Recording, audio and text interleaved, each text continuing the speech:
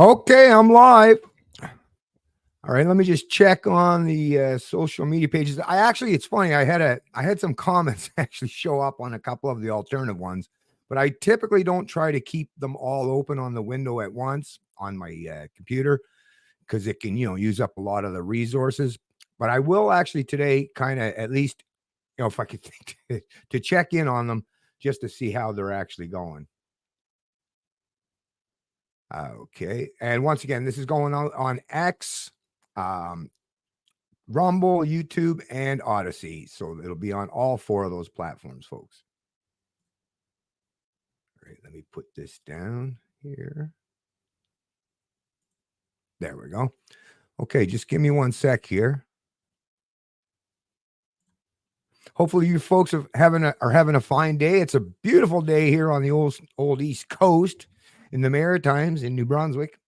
Nice sunny day. Pretty mild out there, even. Was it like 1 degree, 0 degrees? Pretty mild. I'm not sure if it's still, you guys are still out, and guys and gals are still in the deep freeze out west there. I know you were getting into some pretty cool temps, but hopefully it's not quite so cold out there as it is or right now. All right, there we got the countdown put on. Go back into the comments. All right. Okay, we're all rigged up here.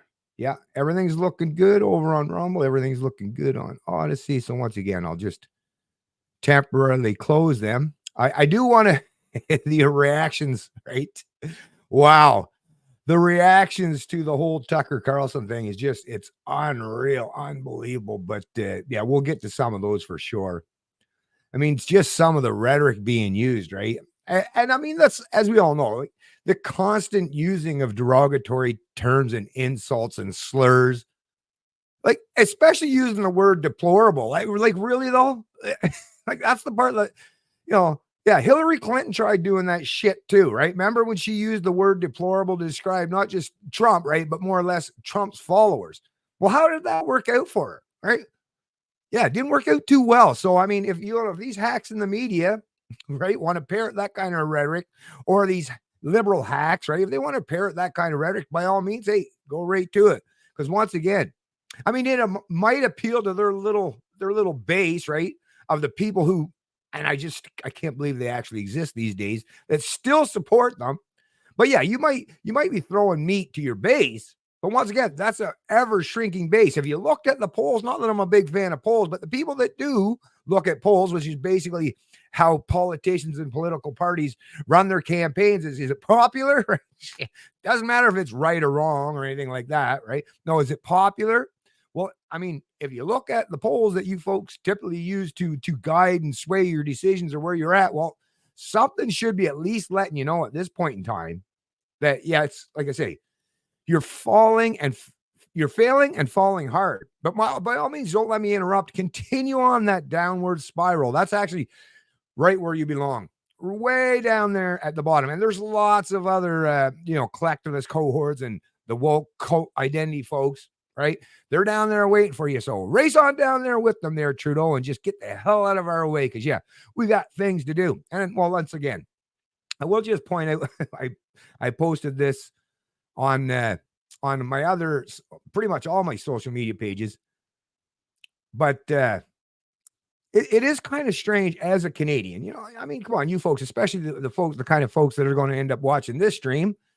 A lot of you folks, loyal watchers that have been watching my content for a long time. And once again, really, really appreciate all of you folks. You're really the reason, and the fact that I like to get this stuff off my mind. And hey, what better way to do it than in a way that it can be recorded, right? And hopefully people will learn something. But like I was saying, and I posted it on my social media pages, it's really great that Tucker did come up here and do this, and say the things that need to be said, the kind of things that people like myself, people like yourself have been saying.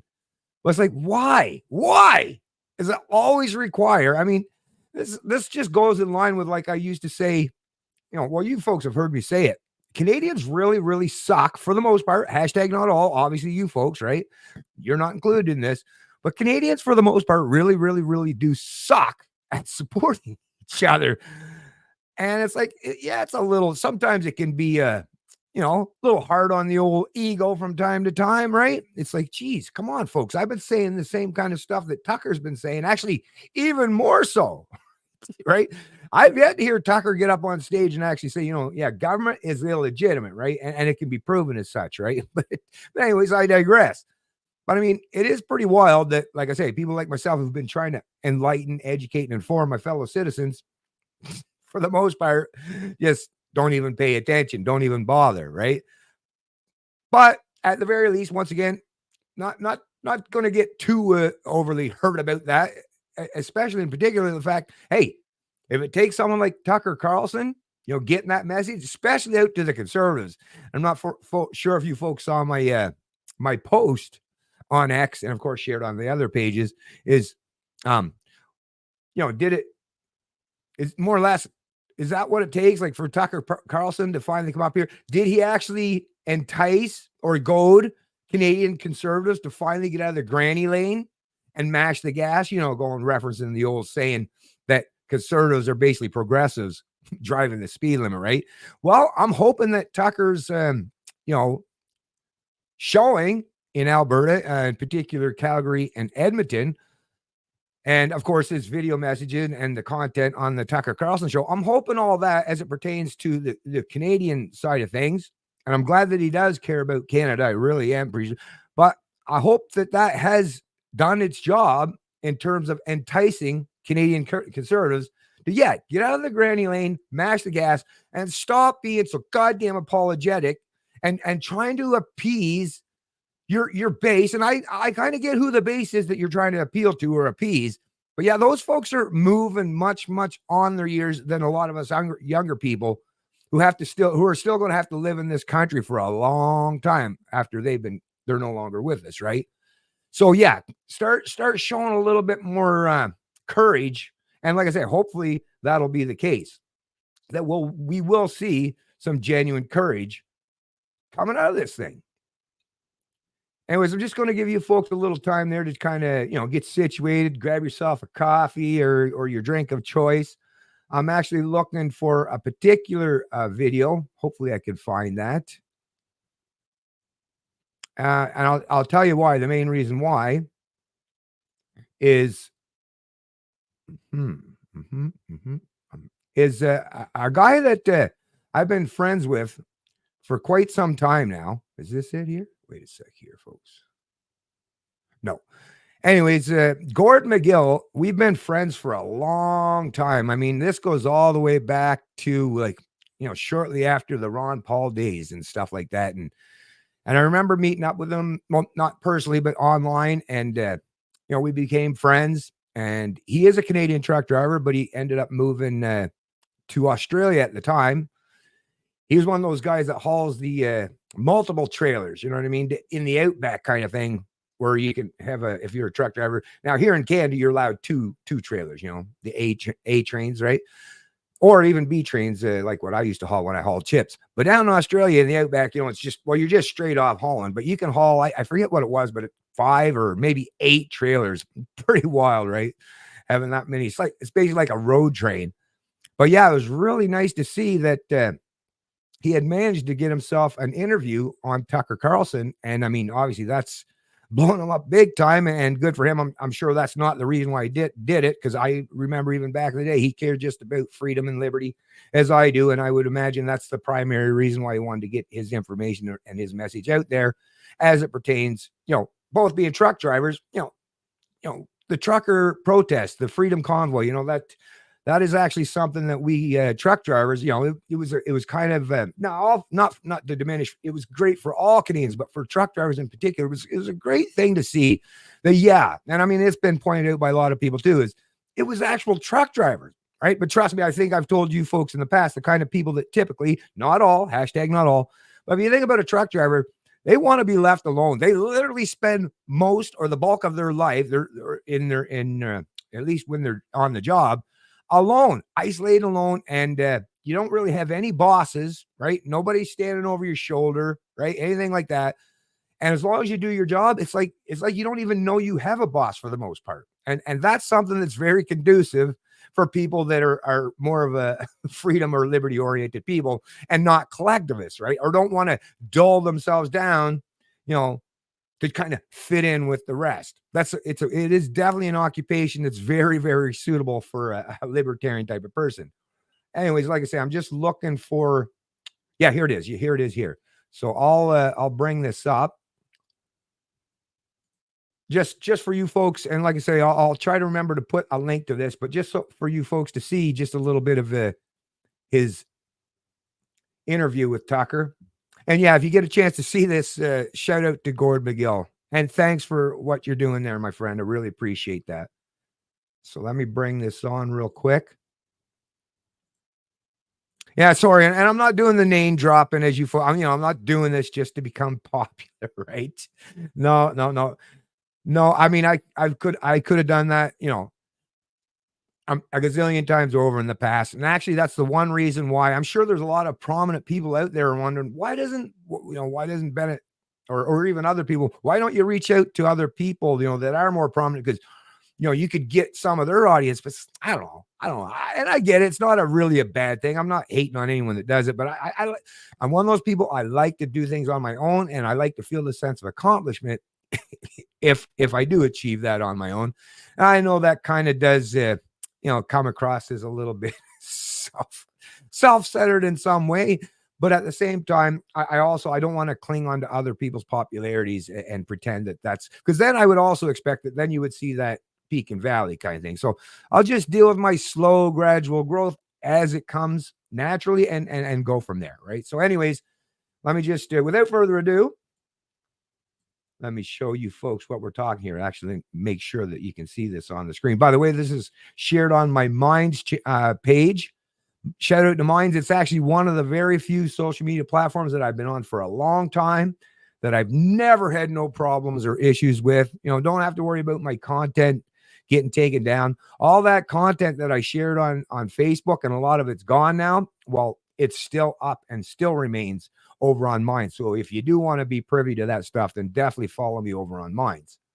All right, let's just get to playing this here. Oh, starting to play already on me. In Canada seem very feminized to me and kind of self-hating and sad and afraid. You know who Michael Malice is? Yes. He has a great saying, conservatism is progressivism driving the speed limit. And that applies with the Conservative Party of Canada, right? Right. The Conservatives in Canada seem. So anyways, like I said, that's just a small clip, but there's an entire, was at least 30 minutes, maybe 40-minute video that you can find.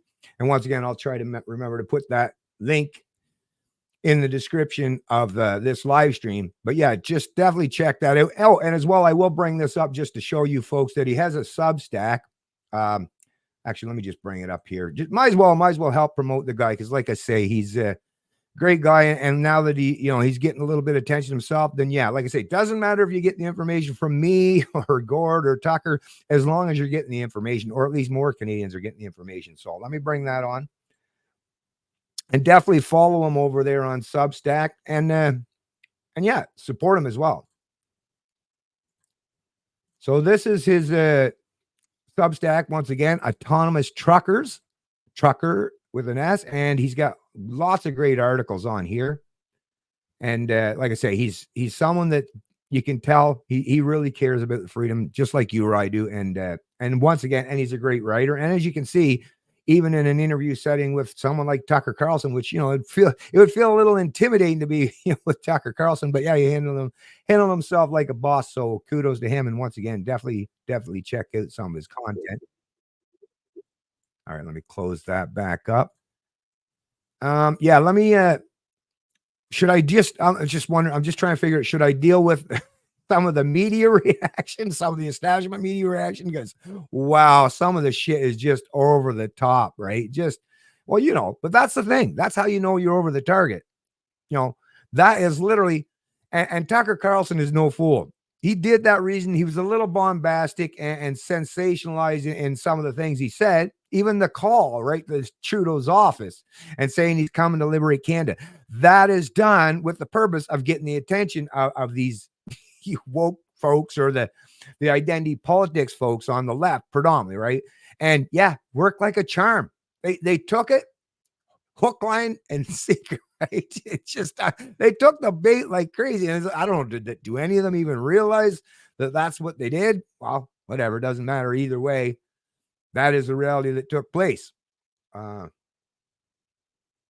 Okay, yeah, let me just move this one over here. I'll bring that back up. Oh, should I bring? No, that's all about it. No, we'll get a little bit further from that. And then there was the decision.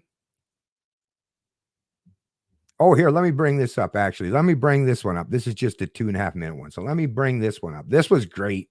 This is just, once again, a little snippet of Tucker's speech. I'm not sure if this was the one in Calgary or in Edmonton, but either way, yeah, great stuff. Great stuff. Here, let me full screen that bad boy. I know a lot about this because I knew Chrystia Freeland when she, was a journalist at the Financial Times, whose name shall forever live in infamy for employing her. And I remember even then thinking, this woman is not bright at all. But boy, does she have high self-esteem. I don't think I've ever even seen it's off this. I don't know what the self-esteem measurement scale is, the Richter scale. But her self-esteem was literally unassailable. It was bomb-proof. If a nuclear bomb dropped on your town, you could hide beneath Chrystia Freeland's self-esteem and live. There's like nothing you could do to shake it. Nothing. No amount of evidence of her stupidity and wrong decisions and idiotic views could dissuade her from the core belief that she was awesome and you were not. So I guess I shouldn't be totally shocked that she's helping to run and destroy your country. But she's doing it in her signature way. She's not getting on the CBC, her media outlet, which, like almost all outlets in this wonderful oppressed country, is run by the government. It's all state media. It's Albania 1985. And I'm sure we have people whose families were refugees from Albania. Welcome. And you know what I'm talking about. But at least you could say of the Albanian leader in 1985, Enver Hoxha, that when he went full fascist, he just didn't mince words. Shut up and obey or we'll shoot you. Chrystia Freeland is wise enough, clever enough, in her serpent-like way, to make it all about your protection and safety. All about your protection and safety. No, we're just trying to help you. That's why you're in shackles.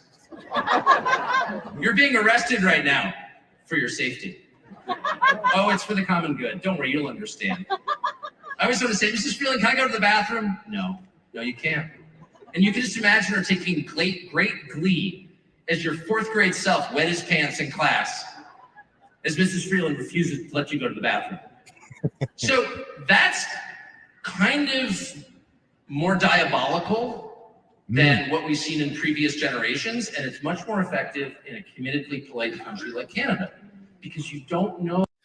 Now you got to remember, folks, actually what Tucker is saying right here, and you folks are probably catching on to this.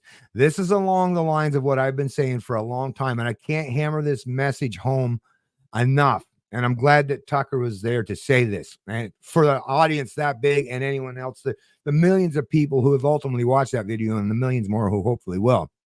But like I say, the typical authoritarian, the typical strong man, yeah, the typical strongman isn't a coward. They have the courage of their conviction, right or wrongly, right, to stand, and say in your face that they want to tyrannize you, that they're going to come down, they're going to come after you. But no, the Trudeau liberals, and obviously Chrystia Freeland and the like, and those MPs and the ones that support the Trudeau liberals, right, or his henchmen. No, these are the kind of people, like I've said before. No, they want to pretend that they're acting out of pure benevolence so that they can get close enough to you, and you let down your guard enough that they're just right there by your side, and the next thing you know, boom, shank you, maybe multiple times, right? So these are the people, once again, that are much, much more dangerous. You could feel the ground rumble, right? Back in the day when you got, hundreds of horses or the cavalry in modern day terms. You can feel the rumble when they're coming, right, from the big strong man, and he's sending out his forces. But these folks like to tiptoe around like mice, actually more particularly like a bunch of rats. And this is the problem that I've said so many times. And the people who are unsuspecting, the typical audience of the liberals or the leftists is the people that they just listen to the surface rhetoric. Oh, it sounds like they're saying such nice things. Yeah, I'm sure, that's the kind of the case for a lot of tyrants in the past. The rhetoric that they used was under the same guise or the same pretense of benevolence, or they're doing it for the greater good, right? But you got to really be concerned about these kind of people, because once again, they want to use the power of propaganda, the power of persuasion, and to toy and mess with your emotions and your psychology. They want to gaslight you. I mean, just think about it. This is psychological manipulation. These people, some of them are okay at it, not exact. Some are better than others, but this is literally like a psyop. And you got to remember, these are other kind. These people too is the typical person that are really good at acting and stuff like that. Most of them, for the most part, think about what does Hollywood represent. A lot of left people, right? A lot of people who they themselves would identify in the left. Why? Because they're really, really, really good. First, at telling a story, and second, at acting, pretending to be something that they're not. So that, once again, I'm really glad that Tucker brought this up, and this is something that I think is one, if not the most important thing that people have to learn about when it comes to these people that they pretend that they're acting out of benevolence or on your behalf or for your own good. Yeah, I'm doing it for your own good. Or no, they wouldn't even be, I'm doing it for your own good, right? That's much more of a threat, believe me, than, like I say, that tyrant. You can see that tyrant coming from a mile away. These people, no, they're going to sneak up on you once again, right? Anyways, let me just play this last little bit. Oh, that it's happening.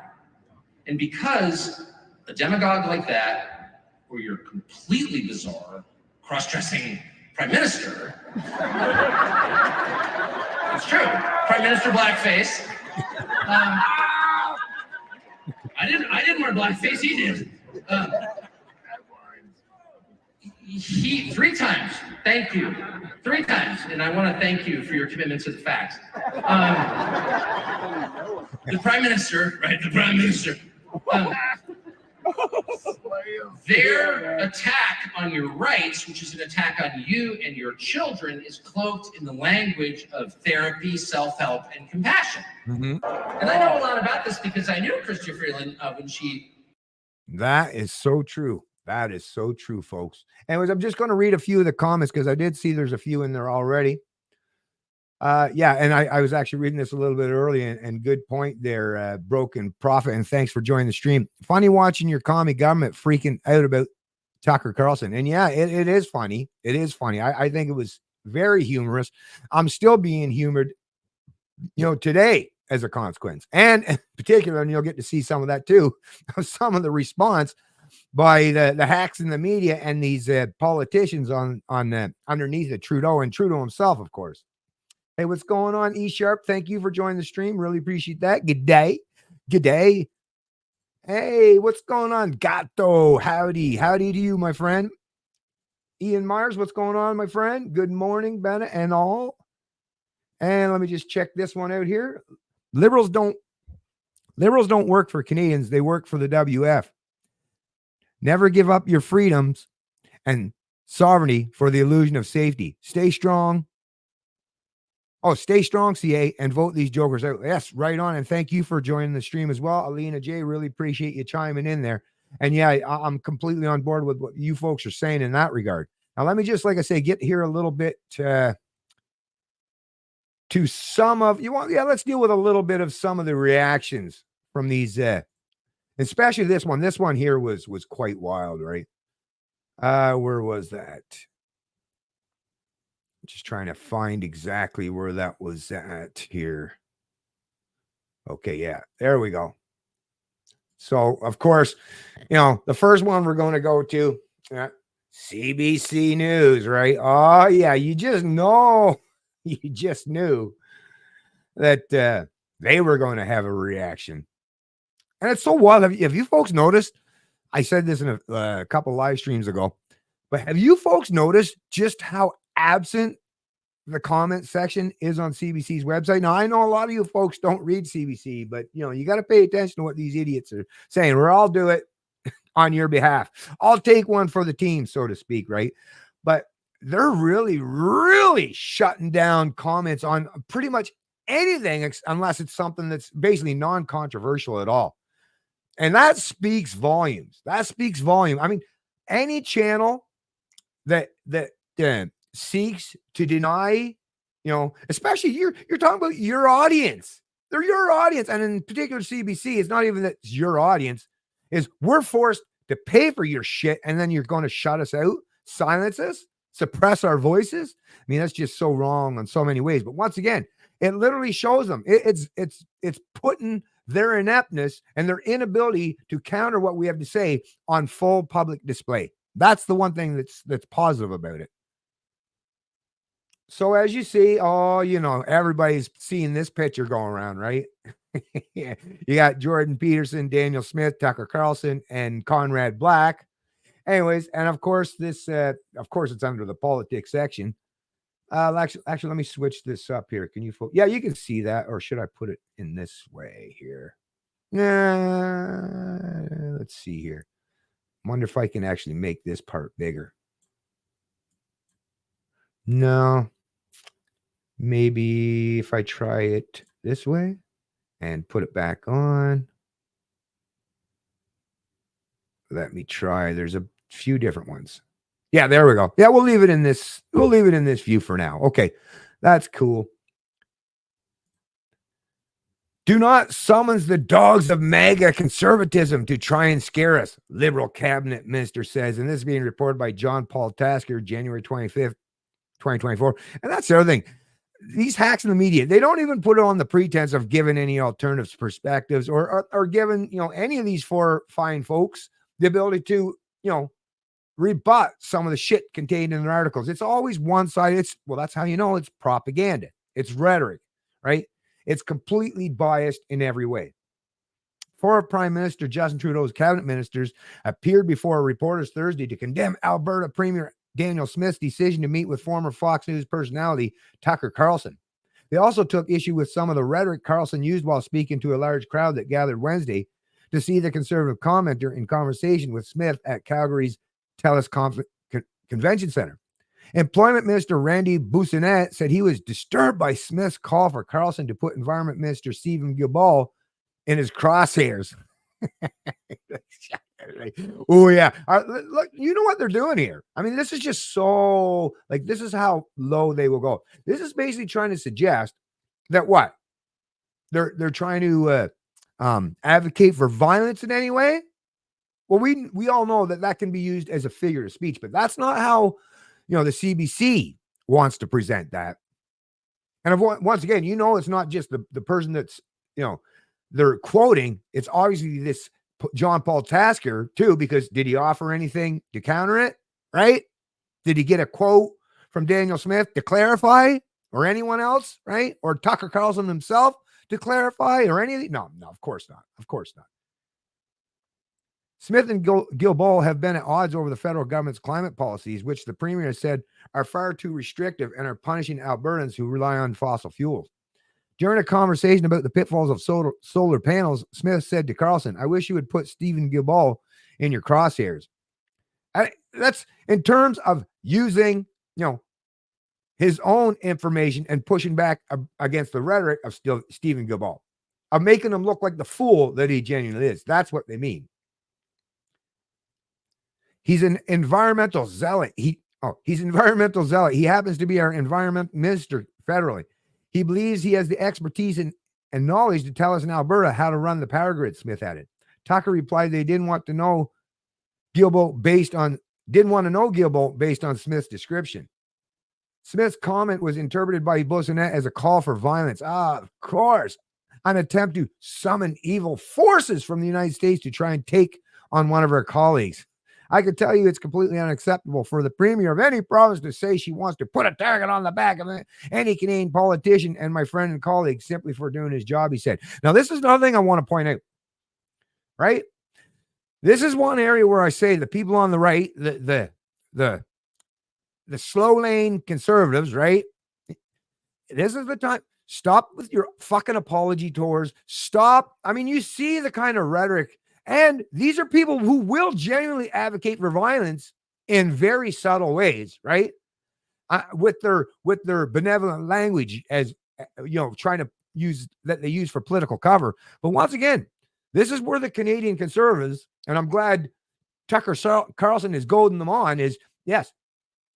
Listen, I get it. I'm a Christian person myself, but yeah, if you're just going to constantly and forever turn the other cheek, proverbially speaking, then you might as well expect to be spending the rest of your life getting smacked constantly.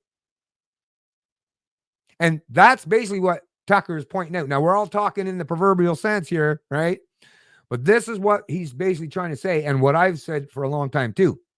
And like I say, even if for some of these, a lot of these older boomer conservatives who are very milquetoast, very meek, right, want to be loved by everyone, seemingly, he's like, well, if you don't want to do it for yourself because you're quite late on or quite far on in your latter stage of life, well, surely you've got kids and grandkids, right?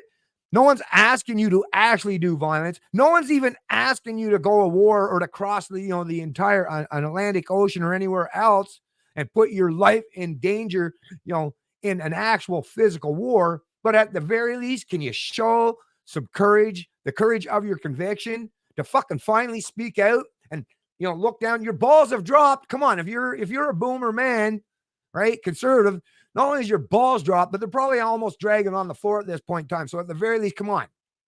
It's not like you can't see them, right? They probably got rug burn. So they're there. So maybe take advantage of the fact that you have them and use them. Yeah. And like I say, if I got to try to go with them, I'll do the same. And Tucker and anyone else. And if you're the kind of person, and that's why I'm a libertarian conservative. Listen, there has been nothing about a Canadian conservative as far as I know, and I pay attention to, like I say, the left, the right, and everyone in between. Although when you're talking about Canadian conservatives, what, center left at best, or at least a little bit right of left liberals and far left socialists. That's about it. But I mean, these folks really, like I say, you have to have the courage to stand up, and none of them, like I say, for a person like myself who doesn't fear speaking up and speaking out. There is not a fucking thing about a Canadian conservative that inspires me in any way. And it's a sad reality, even for me. It takes an American, and typically it is Americans. That's the thing. And Americans, in some regard, are exceptional in that way. And it is something that should be admired because they have the willingness. I mean, look at, even, and I'm not a statist and I never played one on TV, but even look at Texas Governor Gregory Abbott, right? They're trying to fuck with his state. And we all know about Texas, the Lone Star State, but he's saying, no, I'll have none of it. You can threaten me. You have a Supreme Court can make decisions. Biden administration can threaten me. His mindless mouthpieces can threaten me, but no, I'm going to defend our borders, whether you fuckers like it or not, whether you fuckers think it's legal or not. Although I definitely believe that the law is definitely on his side. When you have that many people pouring across your border, kind of like here in Canada, yeah, it's not just immigration, folks. It's an invasion under a different name, a different terms. That's what these leftists do. They would never let it actually be known as an invasion. No, they'll pretend that, they just want to help out the poor, the helpless, the vulnerable in all these other countries while they watch their own citizens suffer needlessly. And I'll just point out, just here in New Brunswick alone, St. John, in the last, not even been a month, 2 homeless, very, very white people, very white. Once again, I don't like playing the identity politics too, or either. I think it's absolutely beneath me and full of shit, but it is a reality that I hear all these people in the media, or these people that virtue signal all the time that they care about all these immigrants or asylum seekers or the students or, making sure everyone has to, use some of the people in the alphabet community's pronouns as if that's a fucking priority, a really important thing. But no, they don't give a shit. So what was it? Just a few weeks ago, a St. John homeless man, it died on the streets. And then I was just reading, what was it, this morning or the other day, that another one, he didn't die. No, he just had half of his one leg amputated and half of the foot amputated because of frostbite. And why? And that's the other thing. I will point this out. Actually, there's one thing that was in the article that I agreed with. And I'm not for the welfare state and forceful or wealth and income redistribution. But it was a kind of a valid point when you think about the fact. So, whether it's the Higgs government or anyone else, right? And I'm not even going to say Higgs, it's any government, right? Whether they want to help the homeless. Now, I think these homeless people, they bear some personal responsibility themselves, for sure. For sure. Let me say that first and foremost. But if you're worried about helping a man out in any way, someone like this gentleman or the one that died already, well, how much is it going to cost now? Well, just the surgeries alone. And now he's stuck in a wheelchair. So we're all going to be forced, regardless, to have to pony up and take care of him now till the time he dies, right? Us taxpayers, we taxpayers are going to be forced to pay for him one way or the other. But once again, I didn't see a whole lot of care and concern for that. Why? Because they were the one that I could see the picture of was a typical white, looked like a very heterosexual, right, male. So those people and the way the media and the ruling class paint the target, right, literally and metaphorically on white people. Although I will say mostly rhetorically and metaphorically. Let's be clear on that. But they're constantly painting targets on people like that so that nobody should even care or show any concern for them.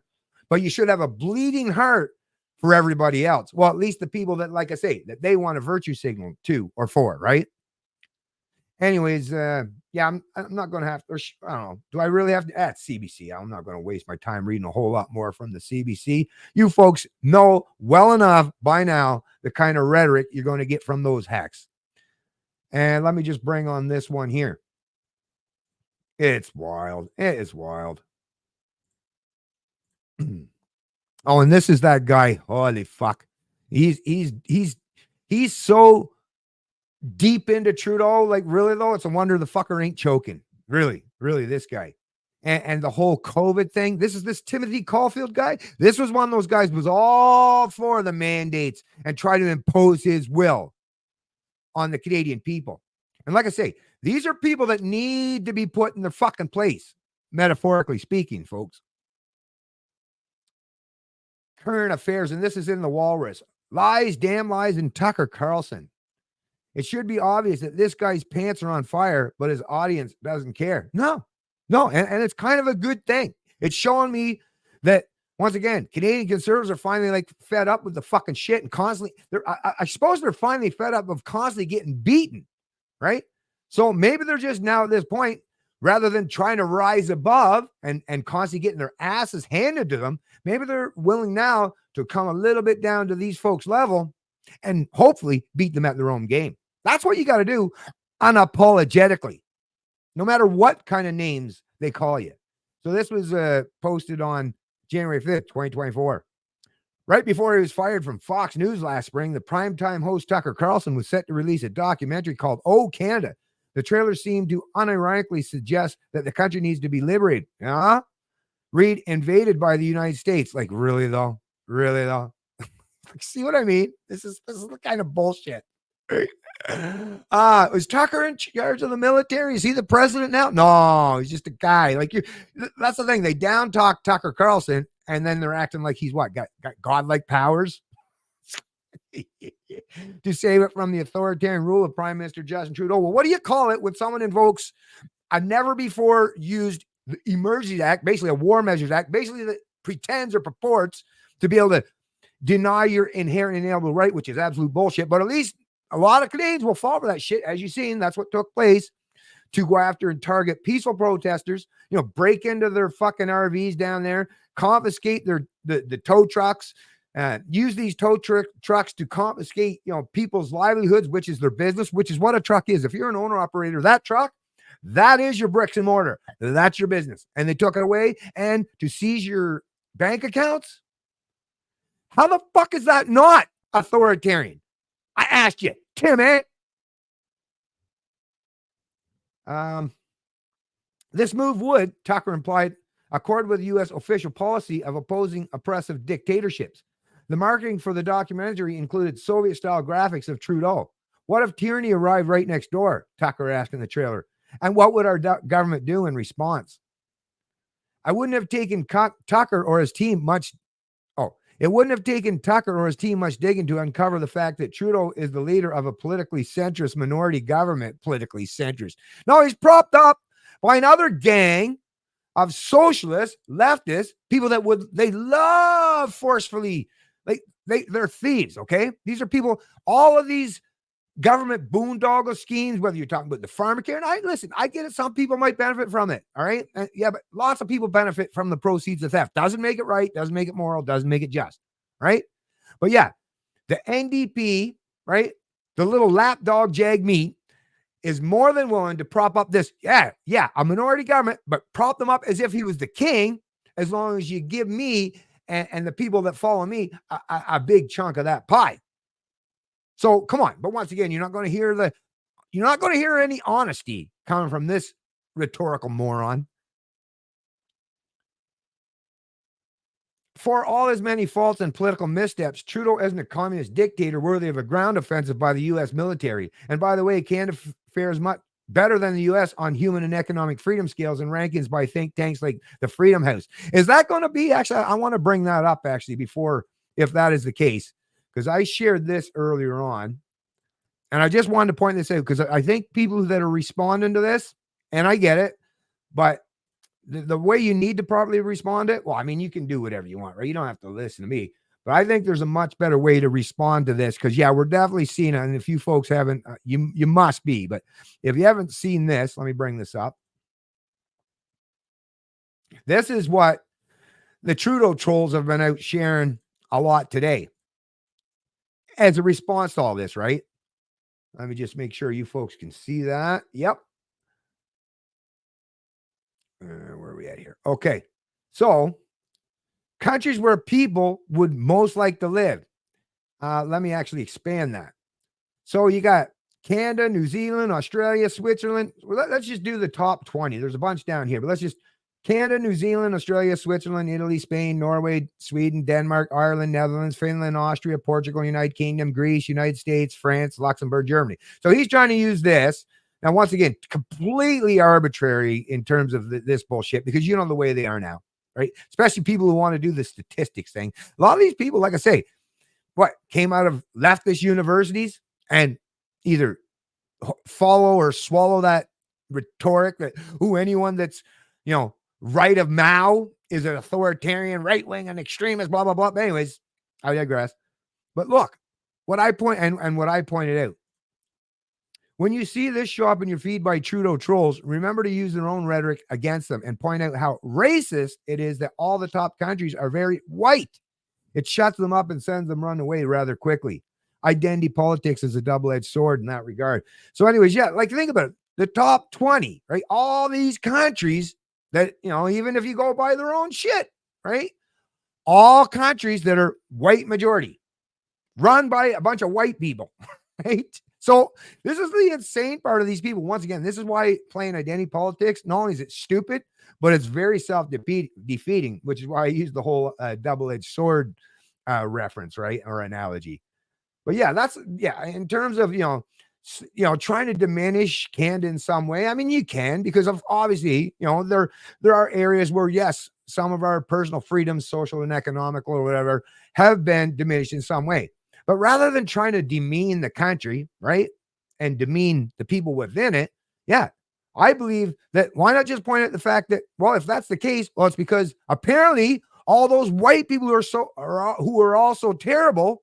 There's an awful lot of people coming around coming from all different countries around the world. A lot of brown, a lot of black, a lot of even other white people, right, from different countries. Ukraine, very, very white, right? Russia, very, very white people too. So then, but you didn't see Ukraine or Russia on that list. That's for fucking sure. But they all want to come to places like Canada, the US, and New Zealand.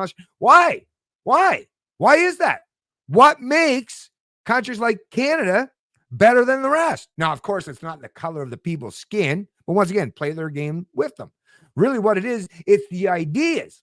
And those ideas were conjured up, created by, and sustained by a lot of white people.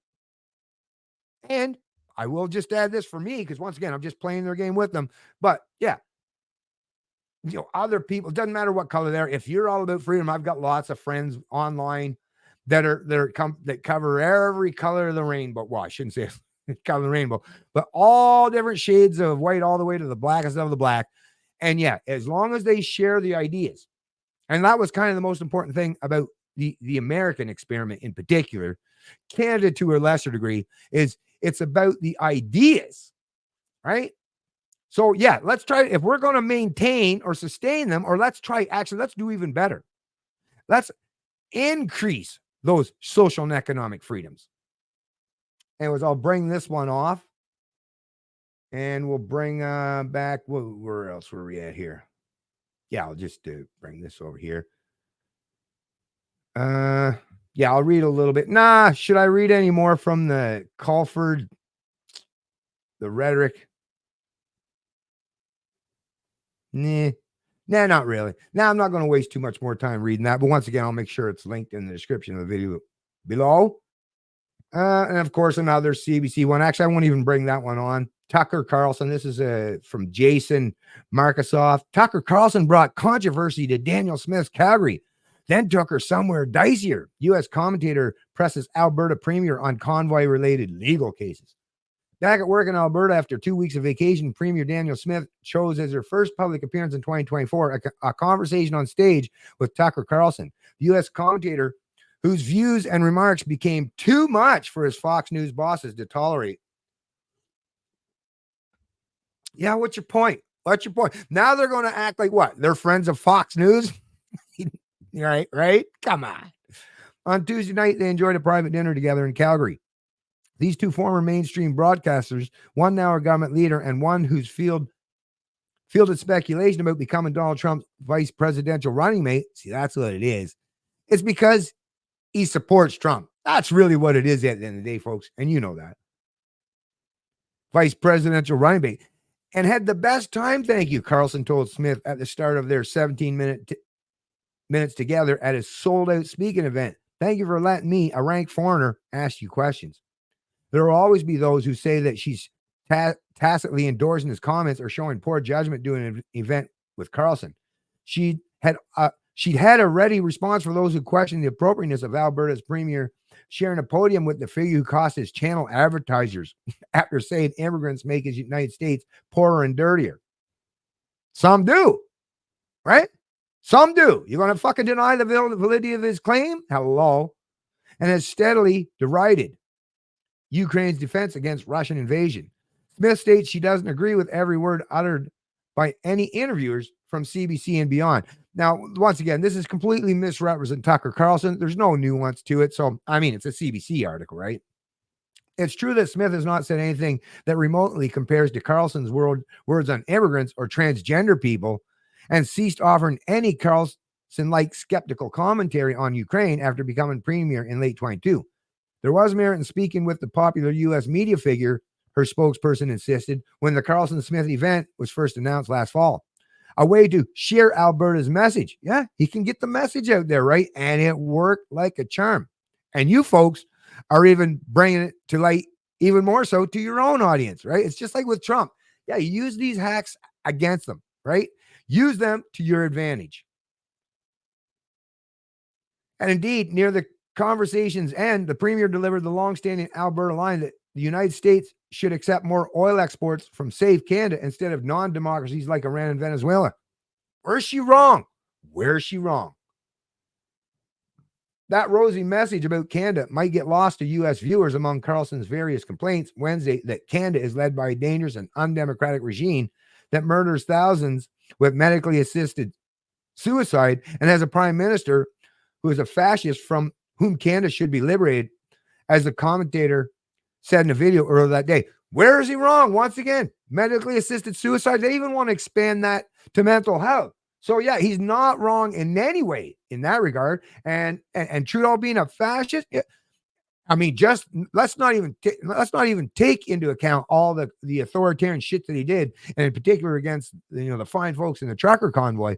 But I mean, come on, we all saw them. We all seen the video, and not just him, but a lot of them there who are standing in full applause and praise, right? Standing ovation for a World War, genuine, actual real life Nazi that's been living in this country ever since.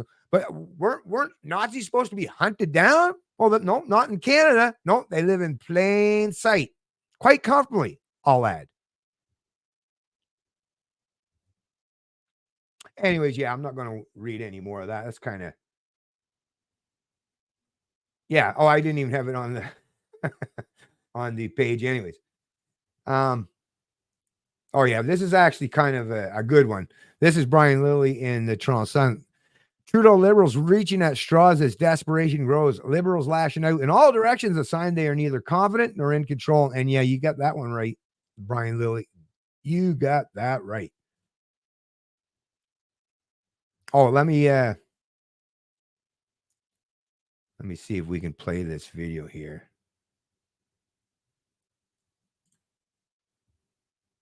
Oh, actually, I did want to bring this up before I forget, folks. This is actually something that, yeah, it's like, oh boy, oh boy, oh boy. You know me. I'm not a big fan of any of the current establishment parties, but I just gotta say, wow, damn, Pierre Poilievre has really got the fucking carrot out there, and it looks like a very, very delicious carrot. The most orange, supple, tasty carrot I ever did see. Bugs Bunny would run 1,000 miles, right, to get a carrot of this kind of taste and appeal. And to tell you the truth, it's getting to be awfully hard to resist here. But yeah, so this is what Pierre Poilievre said, and yeah, wow. Let me bring this up. Poilievre, this is from True North. Shout out to the folks at True North, and shout out to Andrew Lawton. Poilievre government would drop appeal of Emergency Act ruling. This is by Andrew Lawton, January 26, 2024. Conservative leader Pierre Poilievre would drop the federal government's appeal of this week's ruling on the Emergency Act if elected, his office says. I mean, how great is that? How great is that? That to me, that's a big old deal as far as I'm concerned. If he actually stuck to that promise, if he actually kept that promise. The federal government ruled. Now, I will point out, I don't know. I'm not trying to diminish this here. This. Let's stay on the positive side thing, but I still have a real hard time trying to trust politicians, right? And for good reason. The federal court ruled this week that Justin Trudeau's decision to invoke the Emergency Act was unreasonable and the measures employed breached Canadian constitutional rights. Deputy Prime Minister Chrystia Freeland stood by the government's necessary decision to invoke the act and vowed to appeal the decision. We have discussed it with the Prime Minister, with cabinet colleagues, with senior federal government officials and experts, Freeland said. We respect very much Canada's independent judiciary. However, we do not agree with this decision, and respectfully, we will be appealing it. Asked whether the Conservatives would drop the appeal if the Conservatives formed government, and it is still pending, a spokesperson for Poilievre said they would. Yes, Mr. Poilievre would respect the ruling of the court on this matter, the spokesperson said. So anyways, that's like I said, that's a pretty big deal there, right? I mean, you got to be pretty impressed with that. Just that alone would be, I mean, the precedent is already set, so that's not going away. And if you read the decision, and actually I should post that. Do I have that still up? I actually have the PDF file. I'll try to remember to link that to the full PDF file of the ruling of the decision by that was it Mosley, that the federal judge that put the Trudeau Liberals in their place. And yeah, like even just based on the defense and the facts presented by the fine folks at the Canadian Constitutional Foundation and the Canadian Civil Liberties Association, and using some of these mindless order followers and some of Trudeau's lackeys using their own rhetoric against them. Yeah, it was basically like the case is airtight. I don't care. I don't see. Well, hopefully the judges aren't stupid enough to give them leave of appeal. But if they do, boy, I mean, you just got to think, I don't know how the hell a judge, other than just putting on public display their absolute political bias and denial to uphold the rule of law in this country. I mean, it's like I say, I don't know how you could go against that ruling. They have an airtight case as far as I'm concerned. Not that I'm a lawyer, nor have I ever played one on TV. I'll be just checking in. Yeah. Oh yeah, here, let me bring this up here. Actually, I'll just bring this up on my Minds page, so I don't even have to click on the article because it's from the Star. Yeah, Yeah. Let's just do it that way. That way I don't have to even give them the time of day. Present. So this, headline out of the Star might as well be like what was the Inquirer, right? What was the sub portion of that, or of the center of the page? Like aliens land in and aliens land in I don't know, Ottawa, meet up with, I don't know, flat earthers. I don't know, I mean, come on, it's just nonsense. But anyways, deplorable.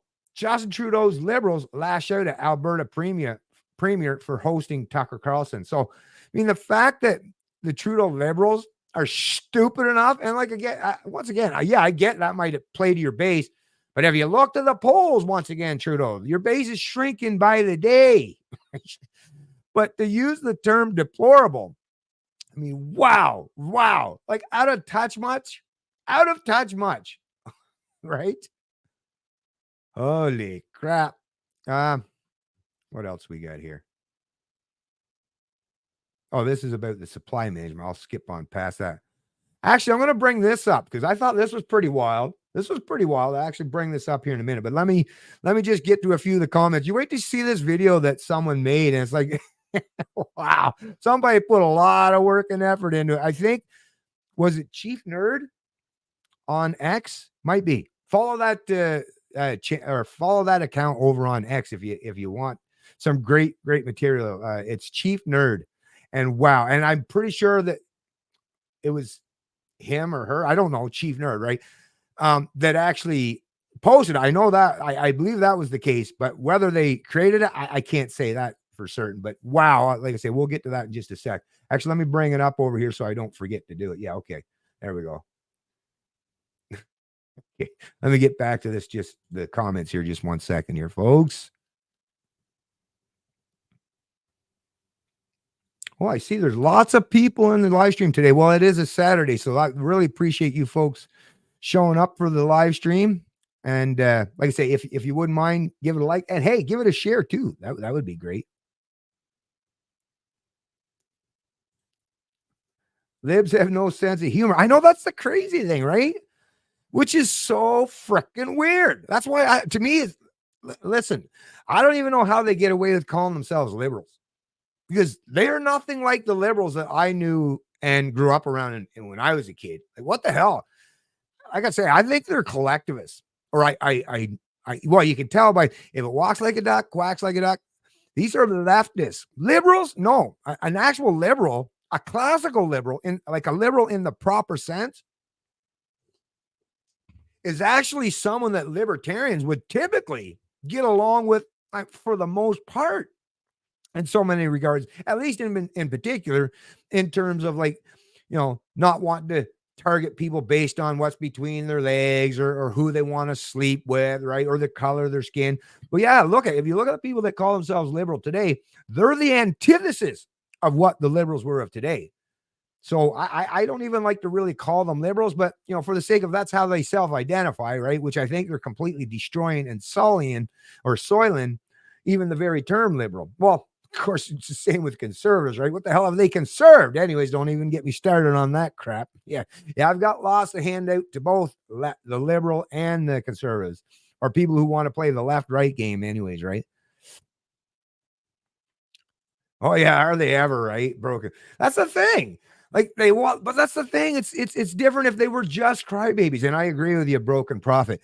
If that's just all they were, it'd be like, okay, well, just leave the poor little things alone, right? But this is the part that's so infuriating about it, is they're crybabies the minute anyone pushes back against them or even stands up against them. But until that happens, they're the exact opposite of crybabies. They're a bunch of bullies.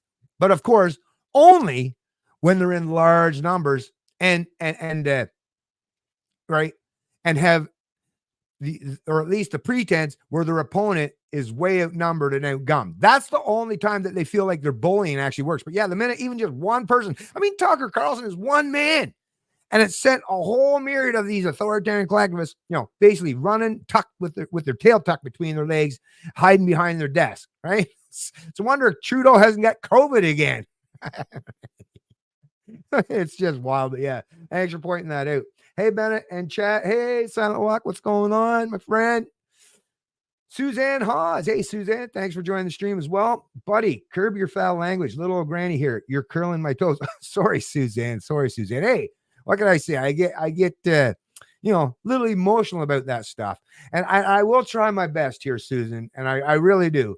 But if you know what a libertarian is, there's something that we're really not big fans of, and that's people telling us what to do. Especially, am I hurting anyone? No, not by any stretch. And what am I talking about? People who have really bad intents, right? What do you think? I mean, what? And I'm not a professional. Hey, if you want people that bring full-on professional attitudes, lack any emotion whatsoever, right? And will just read from a teleprompter or the scripts they're given. Well, I'm not your guy. I will just say that, Susan. Not that I don't want you to watch my stream. I definitely want you to watch the stream. But it's just, I find it really, and that is something I had to deal with years ago. I actually used to swear a whole lot more years ago than I do now.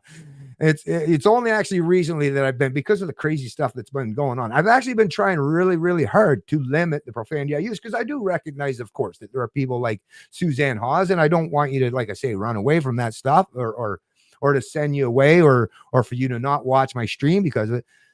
But I mean, that's got to be pretty, that should, or at the very least, it should be pretty low on the list in terms of what else I bring, in terms of the ideas, the information, all that stuff.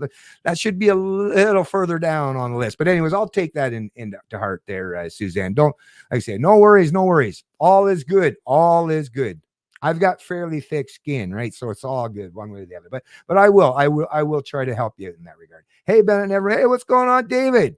You down the border there, buddy? It's fucking wild to see what, not just Greg Abbott, but, the Texas National Guard, and a lot of people now are there, 25, I think there's 25 governors, right? Which, I mean, if you think about it, Hawaii and Alaska, I mean, they are the 49th and 50th state, but they're not part of the mainland, which means the majority of the mainland states in the United States are on Gregory Abbott's side. That is wild. And some are even saying, and what was it? Even Ron DeSantis, and I won't call him DeSanctimonious, right? I'm not going to do that. I think he's a pretty decent dude. And to be honest with you, like, luckily the Florida people have someone like him as a governor, right? But even him and others are saying or suggesting, I can't remember if him exactly, but some are even saying that they'll even offer some of their resources and personnel to go down there and help with them. So, wow, that's really impressive. I like to see that. Like I say, you don't even have to do much, but there has to be, when you have tyrants or an invasion or whatever you want to call it, right? The left, the woke brigade, all these people, if you don't stand up with a show of force, at least equal to, although I would suggest even more so, against them, then they will continue on. Like I say, they will keep pushing you back and pushing that. They will keep moving that line further and further back to the point where you someday you'll wake up and your back's against the wall and you have nowhere left to go. And that is so important for people to start, thinking about these days. How long must people wait? When do you get to the point where things can, I mean, it can already turn out bad as it is, but it can turn out much, much worse if people don't start actually, doing what needs to be done, saying what needs to be said. And like I say, glad that that's taken place in the U.S. And like I say, hopefully Tucker is inspiring Canadians to do so as well. Canadian politics is like pro wrestling. The right left takes turns playing the good and bad guy while they rob us of our wealth and rights. Poilievre will be no different than Trudeau. Well, you know what, Ian, that's you. Listen, I definitely would not be foolish enough to say, oh no, this time is different, right? No, I'm not fucking Charlie Brown. Right? Fool me once, shame on you, right? Fool me twice, shame on me. No, you might very well be proven right, but we can always hold out hope, and not just hold out hope, but let's see what we can contribute to the discourse as well. And like I say, it doesn't have to, we don't necessarily have to worry about the politics of things. Let Pierre Poilievre at least be saying the right things, whether he follows through them or not. But we all know, those of us in the chat and those maybe who aren't familiar with this, but yeah, politics, what he's saying, the crap he's doing, it's definitely downstream of culture. Think about it. People like myself, we've been bringing the culture slowly and gradually, I admit I don't have a very big audience or a very big platform. I wish I did, but think about how long we've been, and people like yourself have been bringing this kind of information to light to as many Canadians as we can. And that is what's steering and redirecting our culture, and why the politicians are like, oh, look, it's comfortable now. Right. So let's drive the culture, much more towards, genuine freedom and liberty and all the things that, that we want, and proper ethics, the live, let live mentality, while at the same time, as a libertarian, I have a live, let live mentality. But once again, and maybe, if Susan hasn't heard this before, or anyone else in the chat, it doesn't mean that I accept or promote hedonism in any way, right? What other people do, of course, but as long as they're, as a libertarian, as long as they're not using violence or force as a mean to an end, or theft and all that stuff, they should be able to do what they want to do. But I will definitely point out, based on what I understand to be proper ways of living, and what I perceive to be, an ethical, upstanding, and very fulfilling and meaningful way of living, I will keep promoting that. And actually, you know what? Who else is a great guy in terms of doing that? There's lots of them out there. But if you folks don't follow Zuby, he actually, I think Piers Morgan has had him on his channel, a channel quite a few times actually.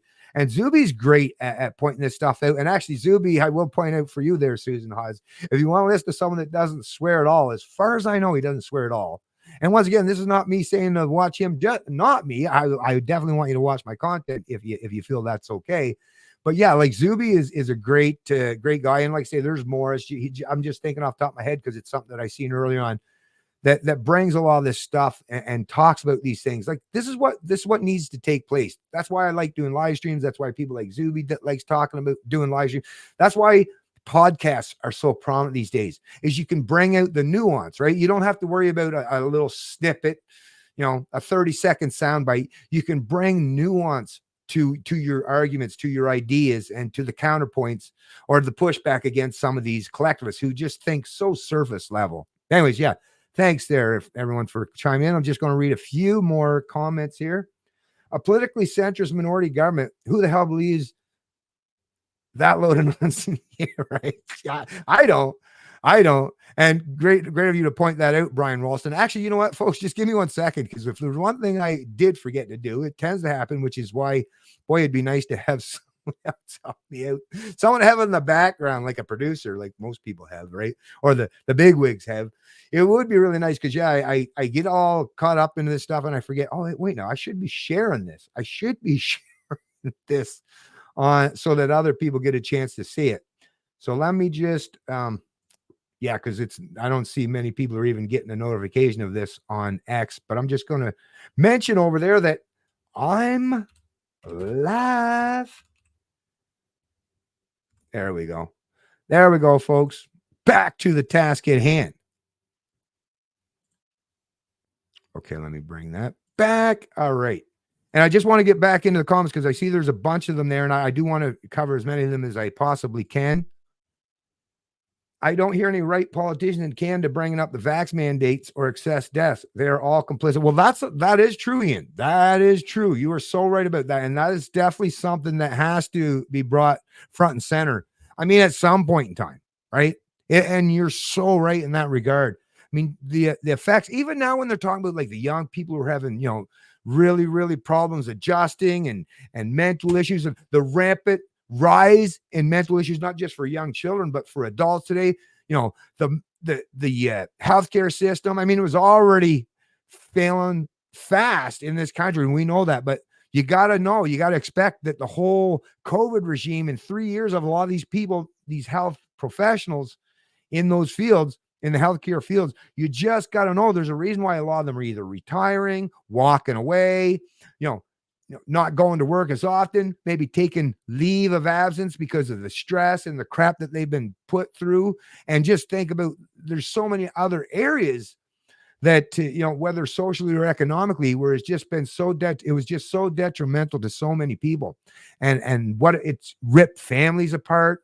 I mean, think about the countless Canadians, people like myself, who lost grandparents and never even had a chance. Not only did we not have the chance to say goodbye, but in some provinces, we weren't even given the chance, to have a funeral. I mean, it was just like the stuff, the COVID regime and how that unfolded. It just wreaked havoc in so many areas, in so many ways. And you're right. You're right. That's the thing. That's why I love reading these comments, because you folks you got this stuff. You got this stuff. You know what I'm talking about. We have concerning problems here in Texas too. Even though we're standing up for ourselves, we're fighting on two fronts. Even our own so-called government. Well, that's tough, man. That's tough. But I will just say this, David. If there's one state in the union, not just, but if like and I guess maybe that's just me, because as you know, David, I have a special affinity for Texas, and I've only been there a few times when I drove long haul, but it was enough to like, yeah, I love this place. What a great place. But if there's one place, if there's one jurisdiction, if there's one lot of people in the United States, right, the Lone Star State, that have it within them to stand up and against this stuff, it's you fine folks up down there in Texas. Yeah. Thank y'all for the truckers. Much appreciated. Yes. Yes. God bless every single one of them who took it upon themselves, to cause, I mean, it was a lot of self-inflicted harm, but they knew what they were up against, right? These are the people that genuinely sacrificed, a lot of themselves, a lot of their, think about what it takes. I mean, my dad, when I was a truck driver, I didn't own a truck. I was younger. I was in my 20s and 30s when I was really into the long haul stuff. And I was going to be an owner operator, but my dad, I drove for him, my stepfather, I should say. And I seen like how difficult it is, and not just him, other friends and family members that own trucks or trucking companies. It's very, very difficult to run a small business and truck drivers. And like I say, your truck is your bricks and mortar. That is your business. And to have all that taken away and your livelihood's completely destroyed. Well, my thoughts on, the state destroying your livelihoods arbitrarily with some political edict. You folks, especially the ones that have been following me for a long time, darn well how personal that is to me and how greatly affected me. And I was a driver, right? I wasn't an owner operator. I was just the driver. But yeah, it's rough, because that's the thing. Your license, when you're a truck driver, your license is your livelihood. It is your career. The minute they take that away or cause harm to you so that you can't, or take your truck away, that is detrimental. And we know how difficult things can be as it is, even in the best of times, right? Without having some political hack using an arbitrary political edict to deny you your God-given right to provide for yourself and your family and your loved ones. Yeah. Yeah. You too, Batless. Oh, Pound Atlas. Oh, is it Batless? I don't know. I call him Pound Atlas. But anyways. Okay, I'm just going to scooch on down here a little bit. Oh shoot, there's a lot of comments here. One sec here, folks. Just trying to get down here. Okay, what do we got here? Corey W. Hey, Corey, thanks for joining the stream, my friend. Let me just move my butt over here a little bit, make sure I'm staying in front of the mic. Don't want you folks to not be able to hear me. I can't in good faith give any current sitting MP a vote for election. These 338 scuttled the nation 2020, all criminals to me. Hey, Corey, listen, man, like I say, that's completely up to you. And if you don't want to vote, and that's how you can, live with your conscience and sleep well at night, then you do you. I sure as hell would not be the kind of person, or heck, sorry about that. I sure as heck would not be the person saying that you must choose, right? And we all know the rhetoric in terms of, you got to vote. Otherwise, this, that, or this, but the pushback against that. It's actually the people who vote are the ones that are choosing to impose themselves on us. The people who don't choose to vote. Now, we're not talking about the people who just, are lazy, incompetent, or don't care about anything. But we're talking about people that, we're in the know. And if you choose not to vote because of that, it's because you're willing to live, let live, and you're not imposing your will on others, right? Or choose the gang to impose their will or their ideas. Well, not much of ideas, really, if you got to force them onto people. But if you're willing to refrain from, using the state to impose your ideas or ideas you share, that makes you a pretty decent person in my book. And I definitely would never say anything bad about it for sure. I won't be one of those people that say, oh, you need to vote, man. You need to vote. No, you don't. You do you. And like I say, it's going to play out the way it's going to play out anyways. The politics, that old expression, if voting actually mattered, right? Right. If voting actually changed things, well, they would have banned that long ago. Right. So yeah. But yes, the entire system. You're absolutely right, Corey. You're absolutely right. Well, thank you, Son of the Walk. Awesome live, Bennett. Really appreciate that. Really appreciate it. I'm trying here, folks. I'm trying to do my best as I can. And I really appreciate you folks. You folks really, like I say, you help inspire me to do these things. I can't even tell you how much when I get on to do these live streams, I just can't wait. Like I got to get through what I got to get through. I want to get the information out that I want to get the information out. But I tell you, the best part of these streams is actually this part right here, where I just sit and read your comments and engage with you in some way. And by the way, I'll just mention this as well. For anyone that is watching this live stream, I definitely welcome you. If you want to come on here, I'm always willing to give anyone a voice. Once again, I don't have the biggest platform. It's not the largest audience. Hey, maybe if you're shy, like I was very early on, I didn't want to do this stuff. My son, as you folks know, my son said, listen, Dad, what do you always tell us? Man up, right? Like step up. If you want to do something, don't be shy away. Don't back away from it. Step up and do it. And you know what? If you fail, you fail. If you succeed, you succeed. Either way, you're going to learn something a long way, right? And I offer for you, maybe if you're someone, even myself, I'll just be honest with you here. I haven't really said this in the past live stream, but maybe, if a psychologist was, questioning me, had me on the couch, maybe part of the reason why I don't reach out to some more prominent voices is maybe I don't necessarily want that much attention, right?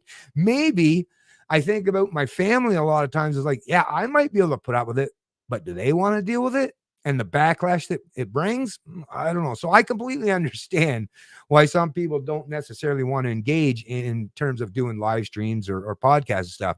But once again, I'm always willing, and this would be at least just dipping your toes in the water. So if you do want to have your voice heard and all the time you need to say what you got to say without someone trying to cut you off or shut you down, this is the place. And you folks know I give anyone the chance to say what they got to say. So let me just move on down here a little bit more. TM, hey, what's going on, TM? Ian, Trudeau has super taxed us all, and Pierre is the only leader who wants to bring back. Well, that's right. Well, we don't have to get into the political argument, but I mean, I'm sure you'll make some valid points, and for sure, like, hey, if you're going to make the lesser of evil arguments, I think we're all on board in an agreement here that at least in terms of the rhetoric that's being espoused, and that's really all that we have to gauge or base our opinions on at this particular time, because we don't know how it's going to play out or unfold. If Pierre Poilievre and the Conservatives do form government, which it looks like it's very much likely, but at the very least, like I say, the rhetoric, the information, the ideas that they're espousing are at least something that is more closely aligned with what we care about, right? So I will say the Conservatives are, yes, definitely, and in terms of the rhetoric, the lesser of the evils in Canada today. So that's for sure. Oh, and talking about taxes, TM, I see you're down there, but the super tax, the carbon tax or whatever. This is another part I think I covered in another live stream. But if you think about the carbon tax, what you're talking about in the carbon tax is that's already a tax, which #taxation is theft, right? No, nobody signed a social contract that said that someone in government, every time someone votes, can just take more and more larger portions of your income without your express implied permission. That's just a nonsense crap. The fact that there's so many Canadians that still believe that just goes to show how powerful the statist indoctrination is. But there's even, and I mean, what was it? A conservative that even suggested and brought up a bill or something. Well, can we at least take what is it, HST or the GST? Because, it's changed depending on jurisdiction, the harmonized sales tax or the goods and service tax. But that's on top of a carbon tax. So in Canada, which is so freaking crazy, they're taxing a tax. There's a tax on a tax. I mean, you got to think back in 1917 in Canada. And for those of you who aren't aware, prior to 1917, there was no such thing as an income tax. And even when they fooled Canadians into accepting it, or should I say forced Canadians into accepting it, It was what, 3% for private wealthy individuals and what, 4% for corporations. And that was under the auspices. It was only going to be temporary to pay for the war, World War I. And that went from a few percent from only the wealthy or corporations to, in 2024, over 100 years later, to think about the taxes. I mean, the list is, you know how long the list of taxes, and then taxes on taxes, and then there's tariffs, and then we're forced to pay subsidies to cronies. I mean, the amount that Canadians are battered and beaten over the head with their own economic prosperity and confiscated from them in so many ways. Like I said, I just don't know how Canadians continue to put up with it. I really, it's just kind of mind blowing. But hey, let's hold out hope. As you know, I like to stay on the white pill side of things and not get into that. I spent many years, right? And I'm glad that I fought through that stuff. I spent many years early on feeling quite defeatist and a lot of times, kind of defeated, very defeated in so many ways, and which caused me to be really, really, I could get quite angry at times, right? I'll even admit, I had quite a bit of a defeatist mindset. Not all the times. I always had to try to break free from that and put myself in a better mindset. But nowadays, I find myself much, much better. Well, that's the other thing. And this was one of the great things in the advice that I took from people like Jordan Peterson is like to clean up your own room. I had things in my own life, like I say, that was playing real heavy over my head. I mean, the fact, like I say, that government arbitrarily took away my livelihood made me at that time very resentful and very angry. But, I've worked through that. I've bettered my life. I've fixed and mended relationships, the ones that are worthy, the ones that, are proper, and all those things have put me in such a better mindset and a better place. And like I say, it's so much easier for me nowadays to just stay positive and then that white pill mindset. Now I'm seeing that actually, I never seen this. Oh shit. Sorry about that, Fraser McBurney. I did not know that you have to switch over to a thing called Starred. I did not see that. I'm sorry that I took so long to reply this, but thank you very much for your donation, Fraser. You're awesome. Always have been and always will be. And it's not just because you donate to the stream or the channel, but you're always there to not just financially support, but to show support in the stream as well. So thank you very much, Fraser. Love your comments. Free speech is the only way to live your life. Right on, my friend. Like I said, really appreciate that. Let me get back into the chat. Actually, just let me check real quick, because I did say that I would check on Rumble and see some of the comments over there. Oh, there is. So actually, I can't, if you do get a chance, FYMM66 just subbed. Well, thank you very much for subbing to the channel. And another subsequent comment, they will use your name to steal your vote anyway, like they did to East Coast Canadian. Yeah, no doubt. Well, thank you very much, FYMM66 over there on Rumble. And once again, I appreciate all you folks that are watching my live streams, regardless on the channel. Oh, I see Verbal Armament. Hey, yo, what's up, Verbal Armament? Actually, let me put this on pause so it's not using up too much of my bandwidth here. Although I got to say, Starlinks has been a game changer for me that lives way out in the sticks here, man, to be able to have this stuff and in decent quality these days. Although, oh shit, I shouldn't have said something, case. But anyways, I did want to check over on Odyssey. I'll get back into the other comments there on YouTube, but I did want to check and see over on Odyssey, because there was some people that had commented on my stream over on Odyssey and I hadn't noticed it. So no, if you're having trouble, if you're having trouble starting a stream, or if your stream shows that you're live but aren't, try reset. If the problem persists, please reach out. So maybe over there, sorry about that. Maybe over there on Odyssey, I might have to do something, but I won't worry about that right now per se. Just going to get back into the other. Like I say, hopefully StreamYards will get it so that all of the comments from all the platforms that I stream to, or maybe if someone that's more tech savvy than I am knows that how to do that, so that I can see those comments, from the like Rumble and from, or maybe Rumble and so that's the thing. Rumble and YouTube are having a bit of a disagreement on a few things these days, and that might be why I don't get to see them. But then, like I say, Odyssey, if I could be able to see those comments, then it would be a great thing, because then I'd add them right here in the stream and not have to. Hey, what's going on?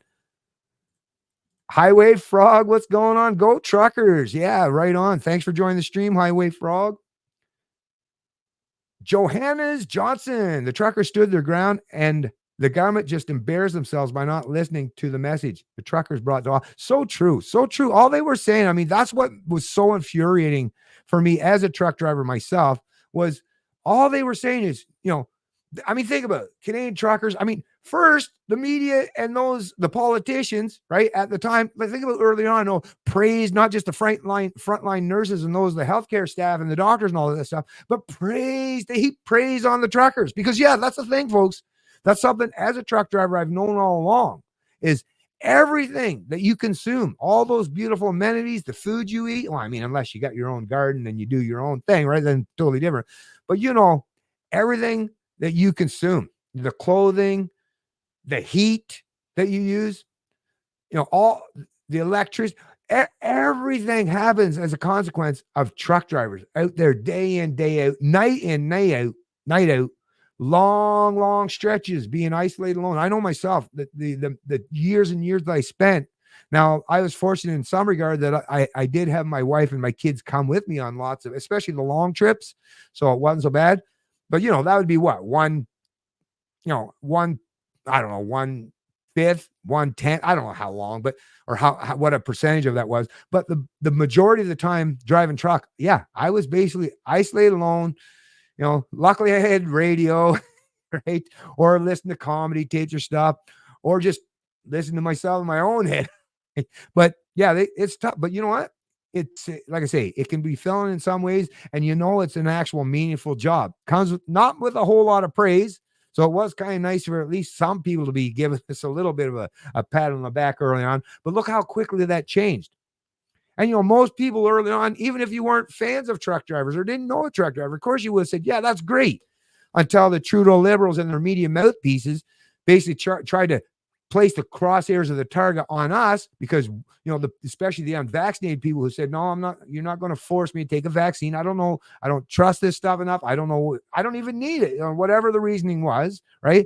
But the fact that they then used that as a means to target people and destroy their livelihood, destroy their careers, and prevent them from being gainfully employed and providing for their family, that to me was not just infuriating, but, really lit the fire under me to do and say what I have to say to stand in defense of those fine folks and in solidarity. Now, I didn't go to Ottawa, but as you folks know, and if you look through my past videos and live streams, I did go and show solidarity, by the protest that was held down in downtown Fredericton and at the Lincoln Big Stop. And it was actually quite a showing. I was actually quite impressed for a small jurisdiction like Fredericton and Lincoln, just outside of Fredericton. It was an impressive show how many people that showed up, and it was great. It was joyous. It was just like a small version of Ottawa. And this happened across, all of Canada, right? Little small versions of what was taking place in Ottawa happened all over Canada, where people were actually finally seeing, oh, look, such a beautiful show of love and peace and unity. It was very inspiring. Anyways, let me continue on here. If a vote of no confidence was on the ballot, it just might win. Yeah, I would hope so. Anyways, thanks for mentioning that, Highway Frog. Yeah, Corey agrees. Just going to jump down here a little bit further in the comments. Okay, let me get down here. Just kind of, I see some of you folks are commenting, but it's kind of back and forth stuff. I'm just trying to see if I can't, find some of the comments from some of the people maybe that I haven't covered as of yet. Good afternoon, all, and thank you all, truckers. God bless you all. Thank you, Daryl Ramey, and I really appreciate you joining the stream. And once again, I'll just mention, I know it's the only thing that helps us to get our voice out is, liking and sharing, right? And maybe subscribing to one of my channels somewhere, whether it's Rumble or my profile on X. Because once again, this being live streamed to Rumble, X, YouTube, and Odyssey. But every little thing that we can all do, right? Even myself, I will just point this out. It's easy to scroll past stuff. I always do. I don't just, say that other people should do that. I lead by example and I walk the walk. I do the kind of stuff that I suggest that you folks do, and for many other people to help get their voices out there. Because once again, it's not about me and it's not necessarily about you. It's about the ideas and however we can get those ideas out there and propagated more prominently than, yeah, like I say, if it takes an American come to Canada, right, to get those kind of message, or at least to get people talking or engaged in some way, I'm all for it, and I'll promote it all day long, right? No problems there. Pure blood here and still alive. Pure blood. I'm not sure what the pure blood is still alive. Oh, yes, I do get what you're saying. Sorry. I just, when you think of pure blood, yeah, the first thing off my head is like, whoa, what are we? I know what you mean. Yeah. I completely get what you mean there. And it definitely has, I would say, COVID related. So yeah, I know what you're saying there. Hey, what's going on, Megan RP? Greetings from Windsor. Hey, thank you. Just down there. I used to cross that border so many times. I don't know how many times. I couldn't count how many times I was across the Ambassador Bridge there, down from Windsor to Detroit there. Well, as a long haul truck driver in Canada, I think I believe that's the busiest border crossing between Canada and the United States. Yeah, it is. I think it's by quite a large degree. Well, I mean, you got that corridor between Ontario and Quebec, which are, two of the largest populated provinces in Canada as well. But yeah, thanks for joining the stream. Really appreciate that. Aha! So Halliburton, another Ontarian, right on, Daryl Ramey. I'm not sure if you're new to the live stream or not, but I actually lived in Ontario for basically half of my life. I was born and raised in New Brunswick. Oh, let me take these glasses off since I'm not reading anything. I was born in New Brunswick. Although it dries the hell out in this house so bad with the wood heat that my face is dry, and actually the glasses kind of help cover some of it. But anyways, I grew half of till I was 11 years old. I was born and raised in New Brunswick. My parents, my mom and my stepdad, my mother and my real father had been divorced at that point. But they moved up to Ontario, as with a lot of people on the East Coast. And that's another sad reality, is a lot of people on the East Coast, unfortunately, have had to travel elsewhere, and their families have had to split apart and be scattered all across, this great country, just to seek out gainful employment to provide for their family. And that I spent, all those years, my teen years, and it wasn't until I had my own kids, me and my wife, that I'd met in my teens. We were both teens when we met. And we had two boys together, and started seeing the needles.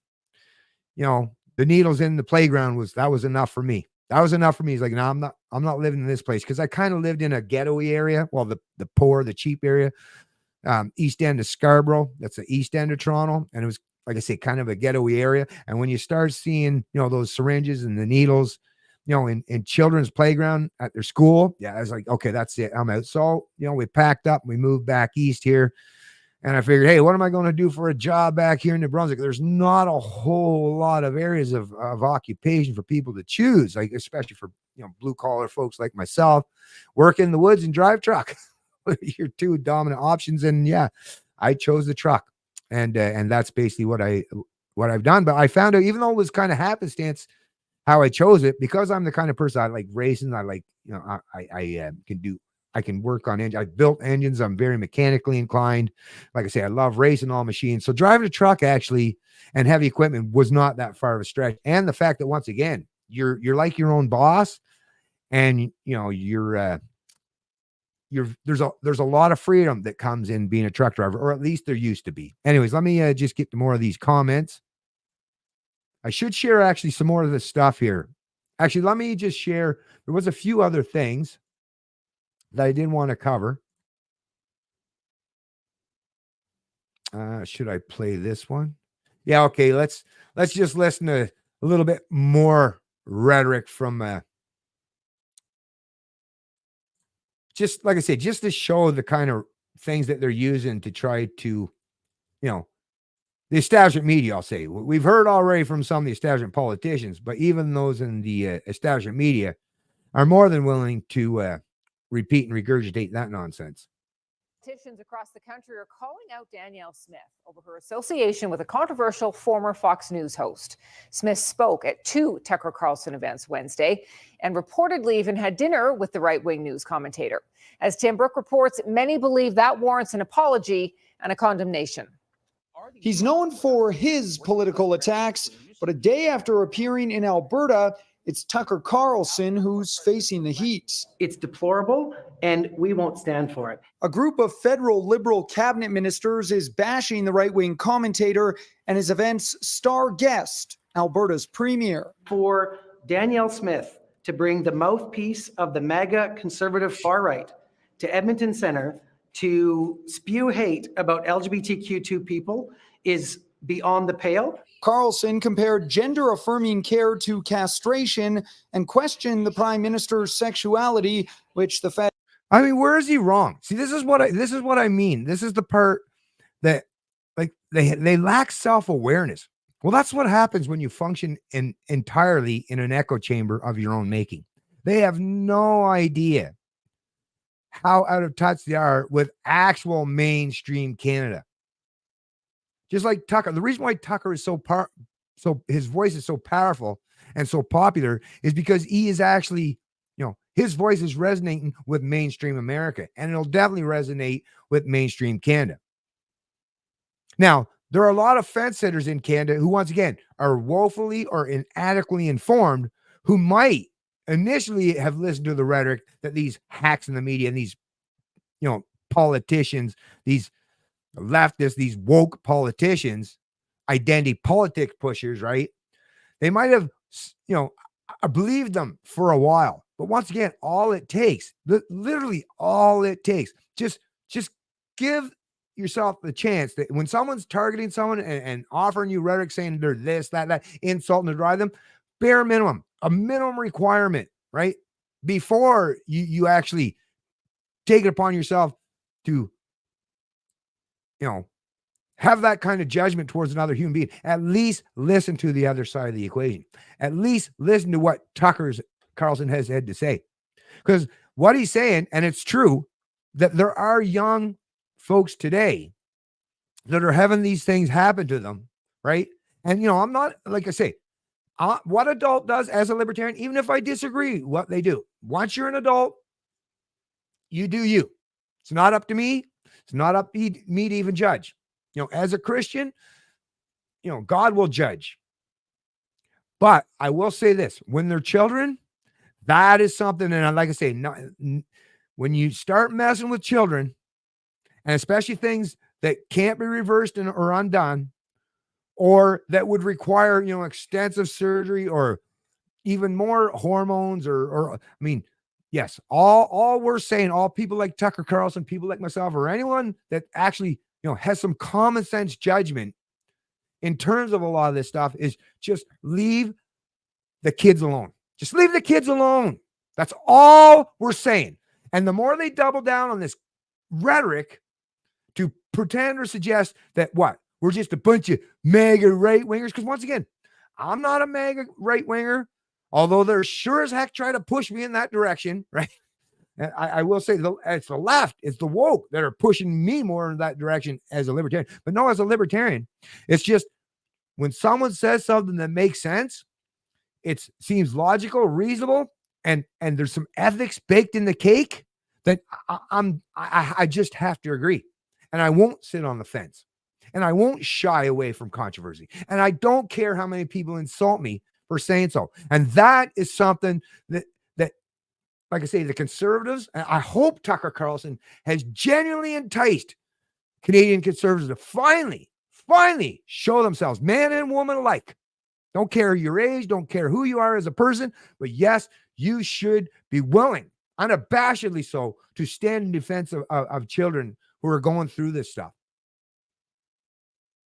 And that's just one area, right? One area. But anyways, let me just finish this a little bit here. Fed saw as homophobic. They also claim they're worried about violence after Danielle Smith encouraged Carlson to put the environment minister in his crosshairs. To incite violence against. And this is another thing, folks. I mean, really, just this alone, it'd be nice to have a collaboration, but you folks have probably all seen the videos, right? You want to talk about violence, look at what Trudeau's henchmen did towards all those peaceful truck drivers and the people who supported them down there in Ottawa, or even out there in Coots, Alberta, the stuff that happened with those folks. And like I said, I'm not as well versed or as knowledgeable of the whole Coots thing, right? But I will say that there are men out there that are still in jail 700 some days later, and they have not even had a chance to go to trial or to be proven innocent or guilty. I mean, this is just insanity. Our countries were built and based upon laws, and laws are based on the idea, at least in something that's supposed to resemble a free democratic society, although I hate using that word because, once again, we all know that comes with negative connotations too. But you're supposed to be presumed innocent until proven guilty beyond a reasonable doubt, I'll add. Right? Not just anyone can prove someone guilty by just arbitrary or manipulation, but beyond a reasonable doubt. And nobody was given or afforded that opportunity as of yet, whether you're talking about Ottawa or the four gentlemen out there in Coots. We're talking about people who were targeted. You seen like I say, the videos of smashing into, people that had their trailers down there in Ottawa. We've seen, the lady and the other guy, the lady that was trampled on by the horses. We've seen like all these nameless, badgeless, right, faceless thugs and order followers, and the kind of brutality that they brought down upon people. And you see, the video was undeniable. The people that they were bringing violence upon were completely unarmed and unable to protect themselves against such overwhelming force and intimidation.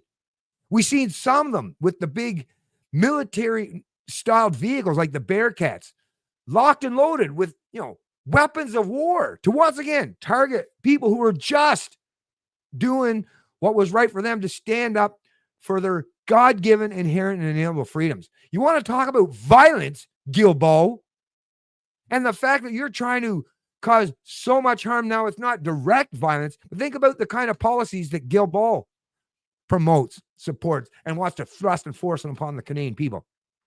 How many poor people may have to freeze or starve because they can't afford, to pay for all of the impositions, the economic impositions imposed them by the kind of stuff that this ultra environmentalist is trying to impose them. And what is he using as the apparatus to impose them? But the state, which is the most violent institution or entity. I shouldn't even say institution, the most violent entity on the planet. Nothing in the history of mankind has brought more violence to human beings than the state.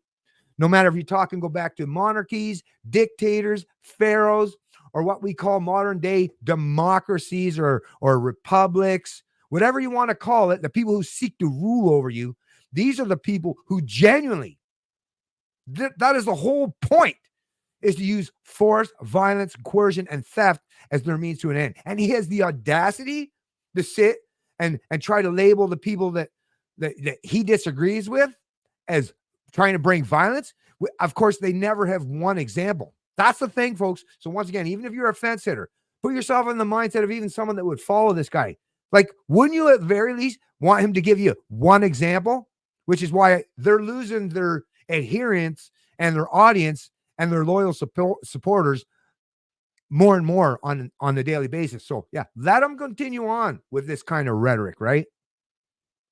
People who disagree with you, that's not how things should be done in Canada. Justin Trudeau and Jagmeet Singh also criticized Carlson Thursday, but the premier is still defending her appearances. Smith claims the only goal of her sit-downs was to get the word out about Alberta's energy sector. And I don't do a screening test to make sure that every person that interviews me matches 100%. Oh, and let me just point this out too, because I meant to do this earlier on in terms of Pierre Poilievre. And Ian might like to hear this one because, yeah, it kind of goes along with what you were saying there.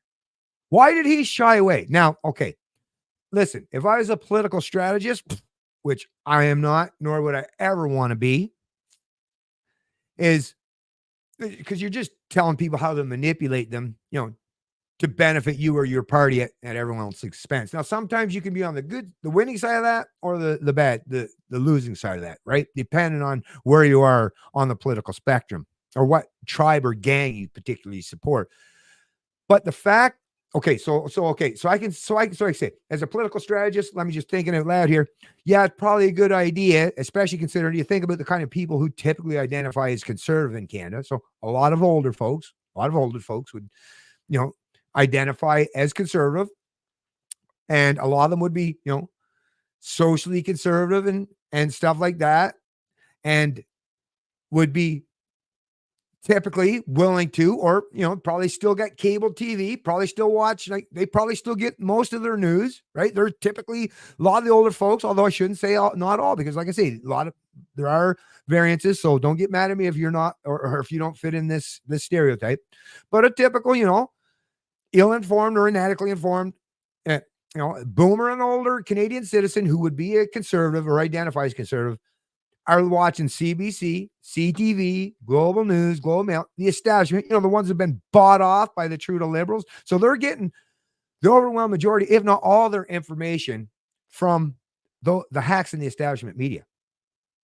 So they're probably a lot of them are convinced that, or would be easily convinced that if Pierre Poilievre went and swore this, they give him more fodder to say what he's a racist, a homophobe, a transphobe, all the crap, the labels, the derogatory statements that they throw and heave upon anyone that's challenging the status quo. But that's I see as a political strategy why you're like, okay, let's try to avoid this thing because we don't want to bring any controversy. But once again, that's so milquetoast. And stop and listen. The older conservatives that you're trying to appeal to, what you're really doing, and I get it in some regard, but you're throwing the people who want to see you, inspire them and show that you have the courage of your conviction genuinely and are not shy about it in any way. The younger people, the ones 40 or younger, although I'll even say I'm 53. And so, I mean, even older than that. Well, Gen Xers and on down. Let's just say Gen Xers on down. But are you going to throw us all the way down to the youngest Canadians, which are going to be the future? That's the thing. You can't deny reality, folks. Younger people are going to be the future. That is just reality. So stop. Pierre Poilievre needs to stop worrying about appeasing and appealing to, his typical constituency of, older conservatives, right? And start thinking about the future and young people today who need to see someone in a leadership position who actually has the courage of their conviction and can truly inspire them. And is not cowardly, shy, or meek. There's a reason why Trump, whether you like him or not, whether, like I say, all kinds of things you could say negative about Trump. But what is resonating with him and why people continue to support him in droves is because even the stuff he says that's like, can be cringeworthy. The man shows that he has the courage of his conviction and will not back down or shy away against massively opposing odds and the entire deep state apparatus, right, against him. That is something that people need to get in Canada. And like I say, young people in particular, but a lot of us older folks as well. Of what I believe. Carlson was fired by Fox News after a settlement over false American election claims. In Alberta, he talked at length about immigration, culture, and religion. This idea that he's a credible mainstream journalist is ridiculous. I don't recall ever charging people $200 to come to a press conference. Tucker Carlson is known for lying. He's known for taking controversial positions that are not rooted in evidence. We reached out to Carlson's camp for comment, but only received a press release which says he's now returning home triumphant after launching a successful campaign to liberate Canada from its oppressive rule. Tim Brooke, CTV News, Calgary. A petition. Well, where the heck is that? I got to turn that off. There we go. Anyway, so yeah, I'll bring that up. But I mean, like I say, just listen to the rhetoric that they're espousing. And like I say, if you have people in your family, in your community, maybe your relatives, and of course, be subtle, be nuanced, be articulate, and be wise in how you present the information. But you really need to help shake a lot of, and like I say, because yes, a lot of people who are just privy or typically only watch or consume establishment media rhetoric such as what's promoted here are getting some terrible information. So anything that you can do to help enlighten them in any way would be a definite boon and greatly appreciated. And, maybe put them in a much better position where they're thinking more critically about not just their future, but the future of their kids, their grandkids, and possibly their great grandkids.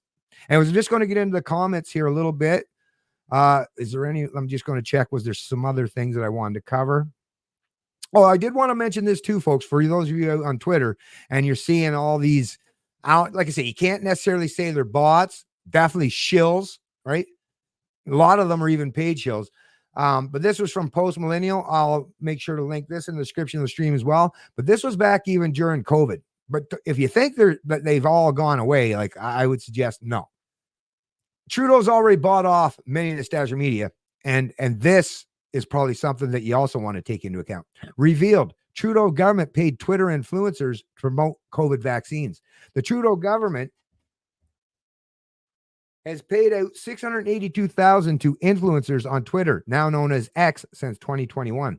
The Trudeau government has paid out $682,000 to influencers. Why not? I'll just bring it on the table or on here real quick.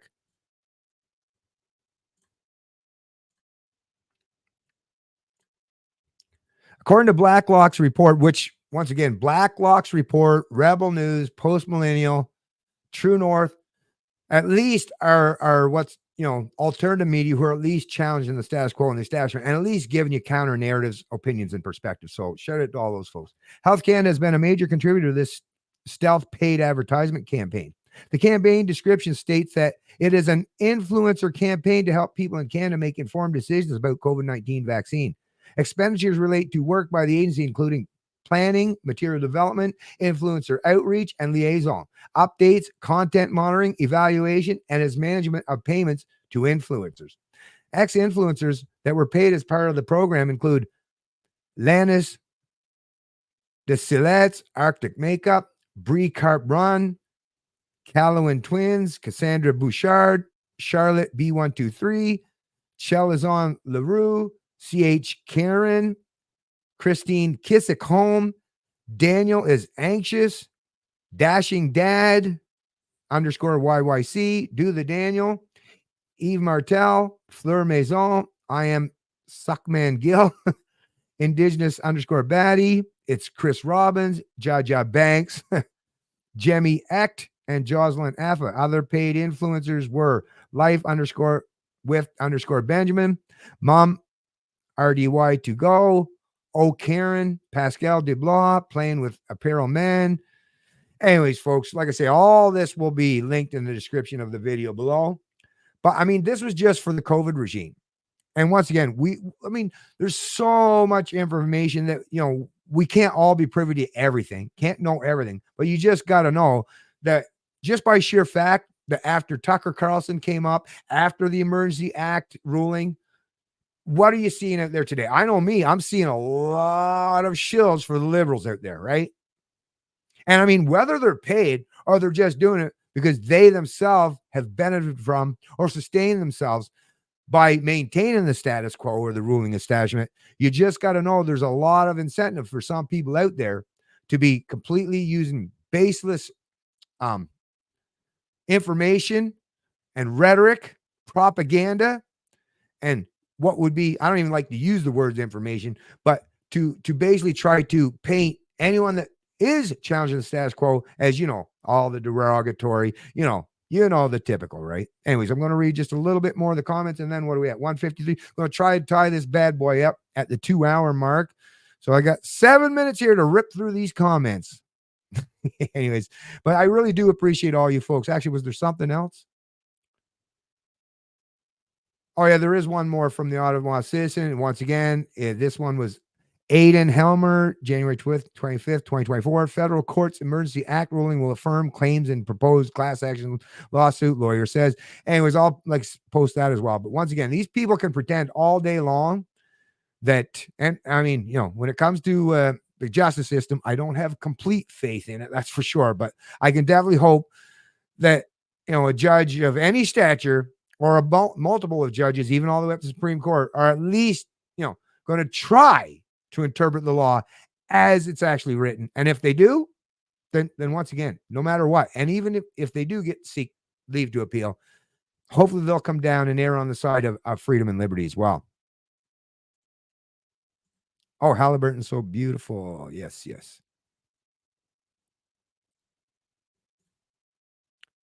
Thank you, Myers. Really appreciate that.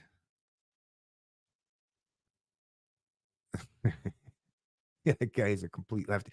Well, this is what I mean. Like I say, the rhetoric, the stuff that they use. I mean, if words could kill, right? If words could kill, that's the kind of thing that they bring to the table, which is why like I say, Canadian conservatives, you got to stop shying away, because you can't let these people continually to verbally batter you over the head nonstop, right? Without at least showing the courage of your conviction, your willingness to push back and bring it back to them.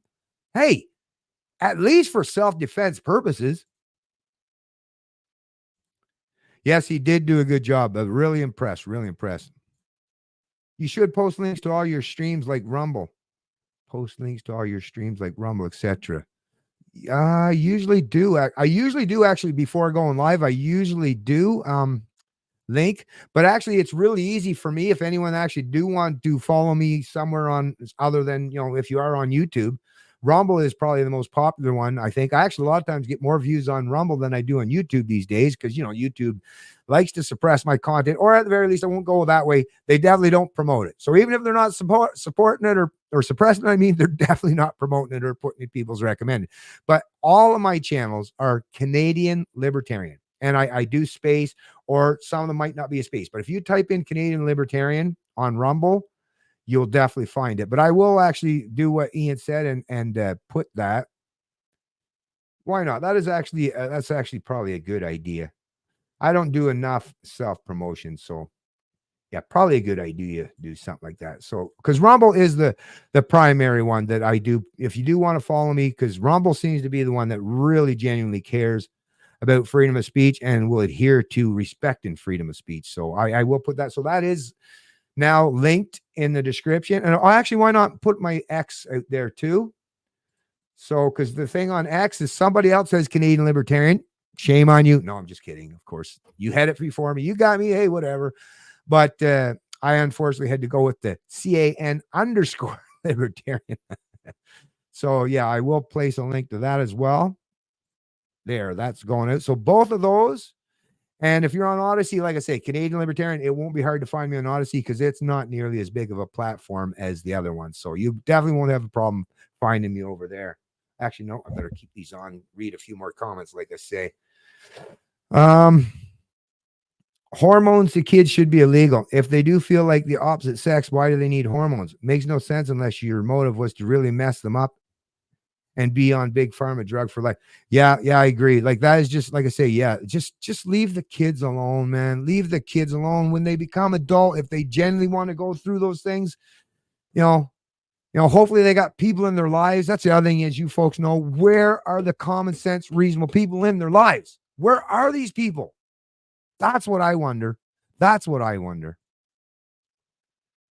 Johannes Johnson, the Liberal Party response to Tucker is not surprising. Tucker's words speak truths that go against the entire liberal narrative.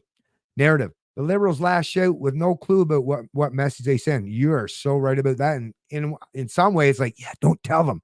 Don't tell them, because it's definitely working out to our advantage, right?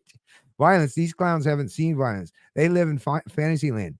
They all had a good cry before coming to the press. Well, like I said, and I posted on X too, is, I'm a pretty strong dude. I've actually been in physical fights over the course of my life, and particularly when I was growing up, and that's just what it was to be someone that grew up in the 70s and 80s and even in the early 90s. That was just a thing. And in the East End of Toronto, like, right? Eat or be eaten.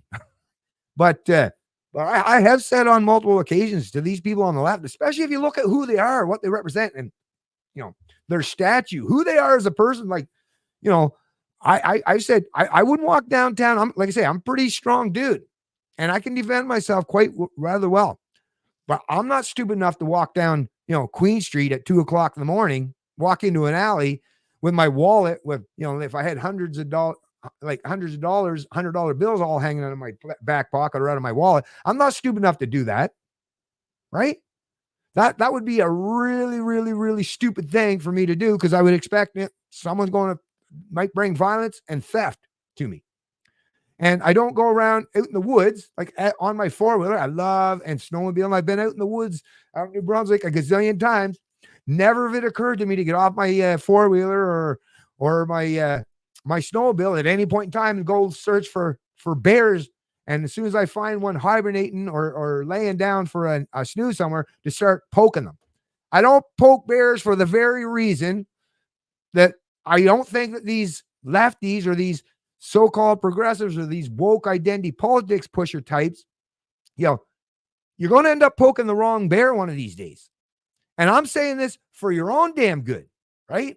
Matter of fact, if I had anyone in my life that was stupid enough to do that stuff, I would say it to them too. It's like, listen, I don't want violence to be brought to you. That's why I'm telling you, you really, really should not poke bears, right?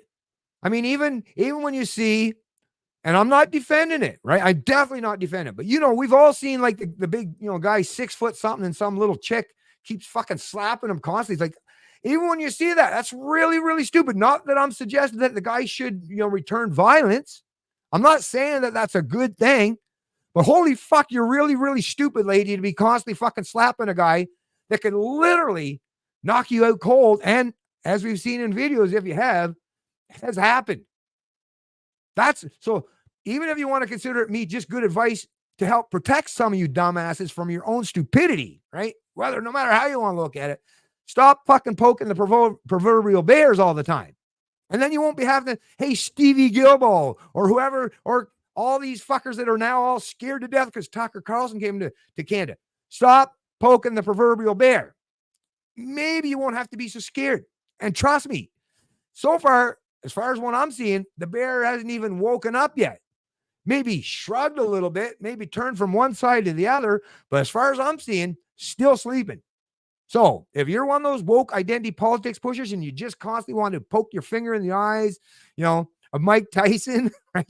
Or poke the proverbial bear, well, I'm just telling you right here now, that is the stupidest goddamn strategy I've ever seen in my life. And if you actually have, an affinity for suicide, well, there's MAID, right? If you really want to, bring grave harm on yourself, or you feel that grave harm is something that appeals to you, or you like in self-inflicted wounds, then once again, or you just want to put yourself out of your misery, well, once again, well, go to your thought leaders and your political masters who will put you down peacefully, right? That'd be a much better way than the current strategy that you folks are undertaking now. Because the strategy you're undertaking now is extremely dangerous. Anyways, I'm just going to check for a couple. I know I've gone a little bit past the 2 minutes, but I'm just going to check for a couple of the comments, maybe from people I haven't seen yet. And then we're tying this bad boy up. Great speech for uneducated people. Glad he's back in the USA. Stay there. Great speech for uneducated people. Glad he's back in the USA. Stay there. Linda H. Well, thanks for the comment and joining the stream. Really appreciate that, Linda. But I'm not kind of getting a double. He's back in the USA. Stay there. Great speech for uneducated. Oh, that was a total insult. Well, hey, that's cool. Hey, at least, hey, see, I'm willing to give you a voice. You see that, Linda? See, this is how it works, right? I'm willing to give you a voice. You can say what you want to say. I'll even, like I say, matter of fact, if you want it, I invite you to come on the live stream anytime, and I'll let you say whatever you've got to say. This is the thing. People who are confident, self-aware, and are on the proper side of ethics and morality, and liberty for that matter, yeah, I don't shy away or back down from anybody.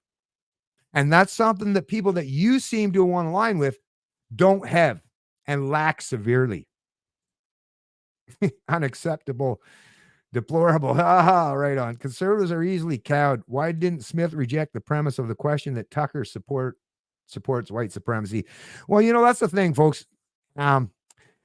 You just got to know. I can't say why. I wasn't in her head, but I will say this: when you're put on the spot in a public venue and stuff, it is hard to be able to articulate your thoughts fully. Some of us are better than others. Like I don't understand. I don't know, but you're definitely right about that conservatives, in particular Canadian conservatives, but we've actually seen that in America. Although Trump has really emboldened the conservatives down in the United States. Right. But in Canada, yes, unfortunately, a lot of conservatives genuinely are quite meek, right? Quite meek.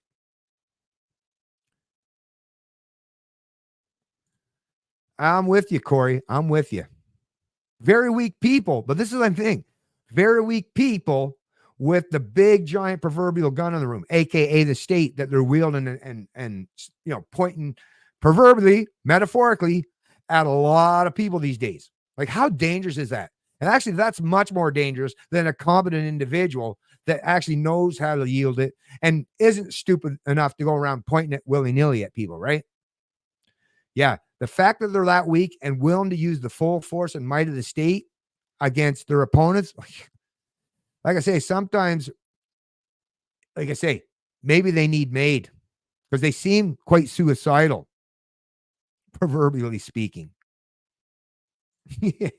Yeah, Joanne. Yeah, he would. He really would.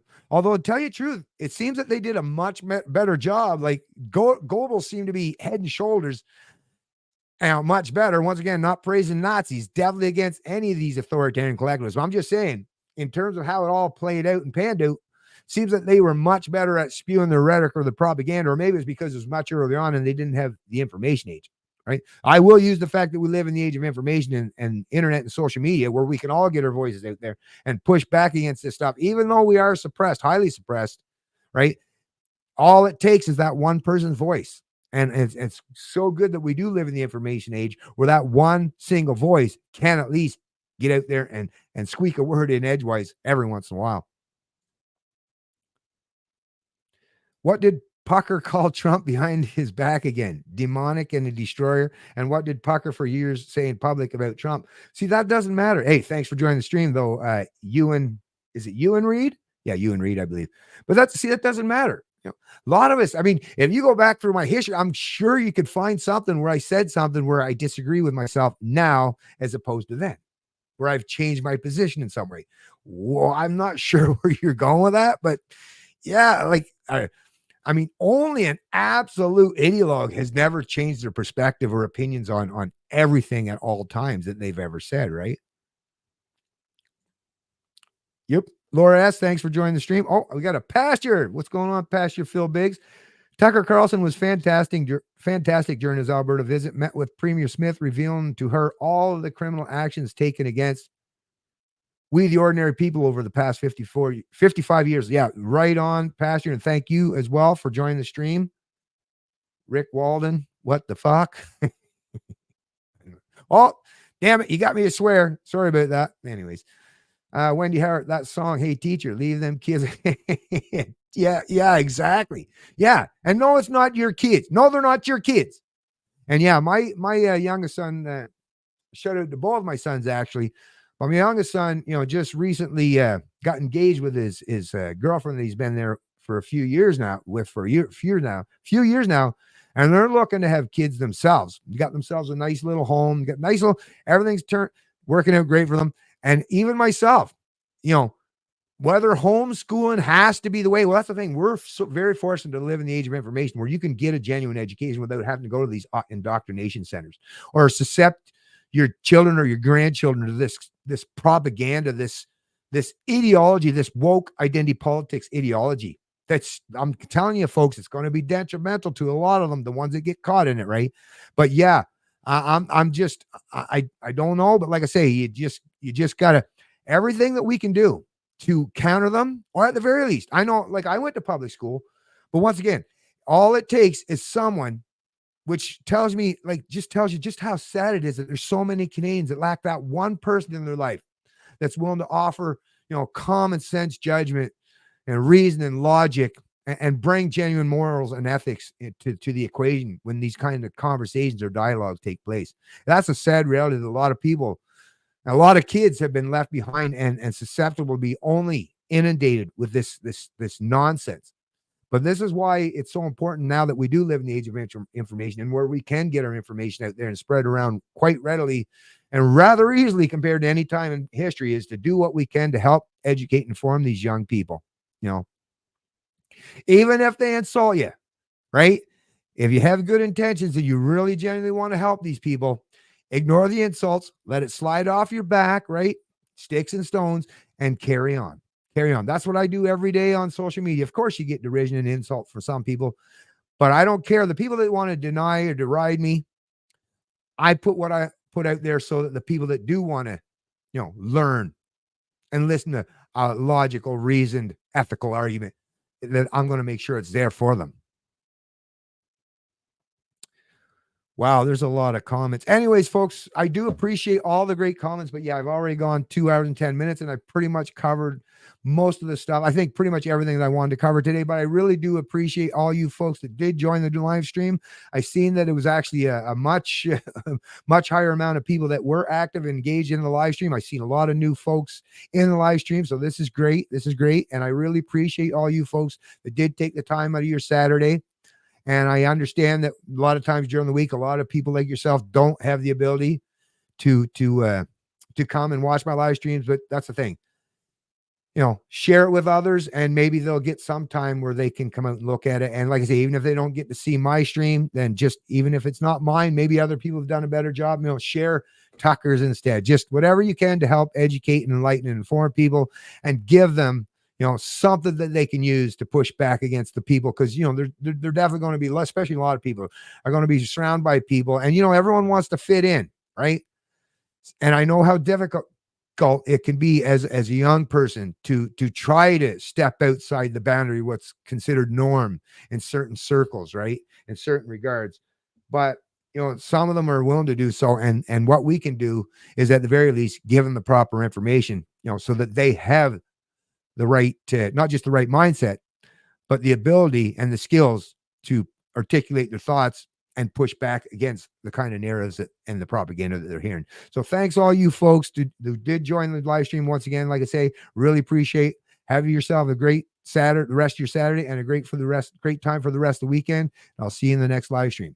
It's Canadian Libertarian, and I love liberty.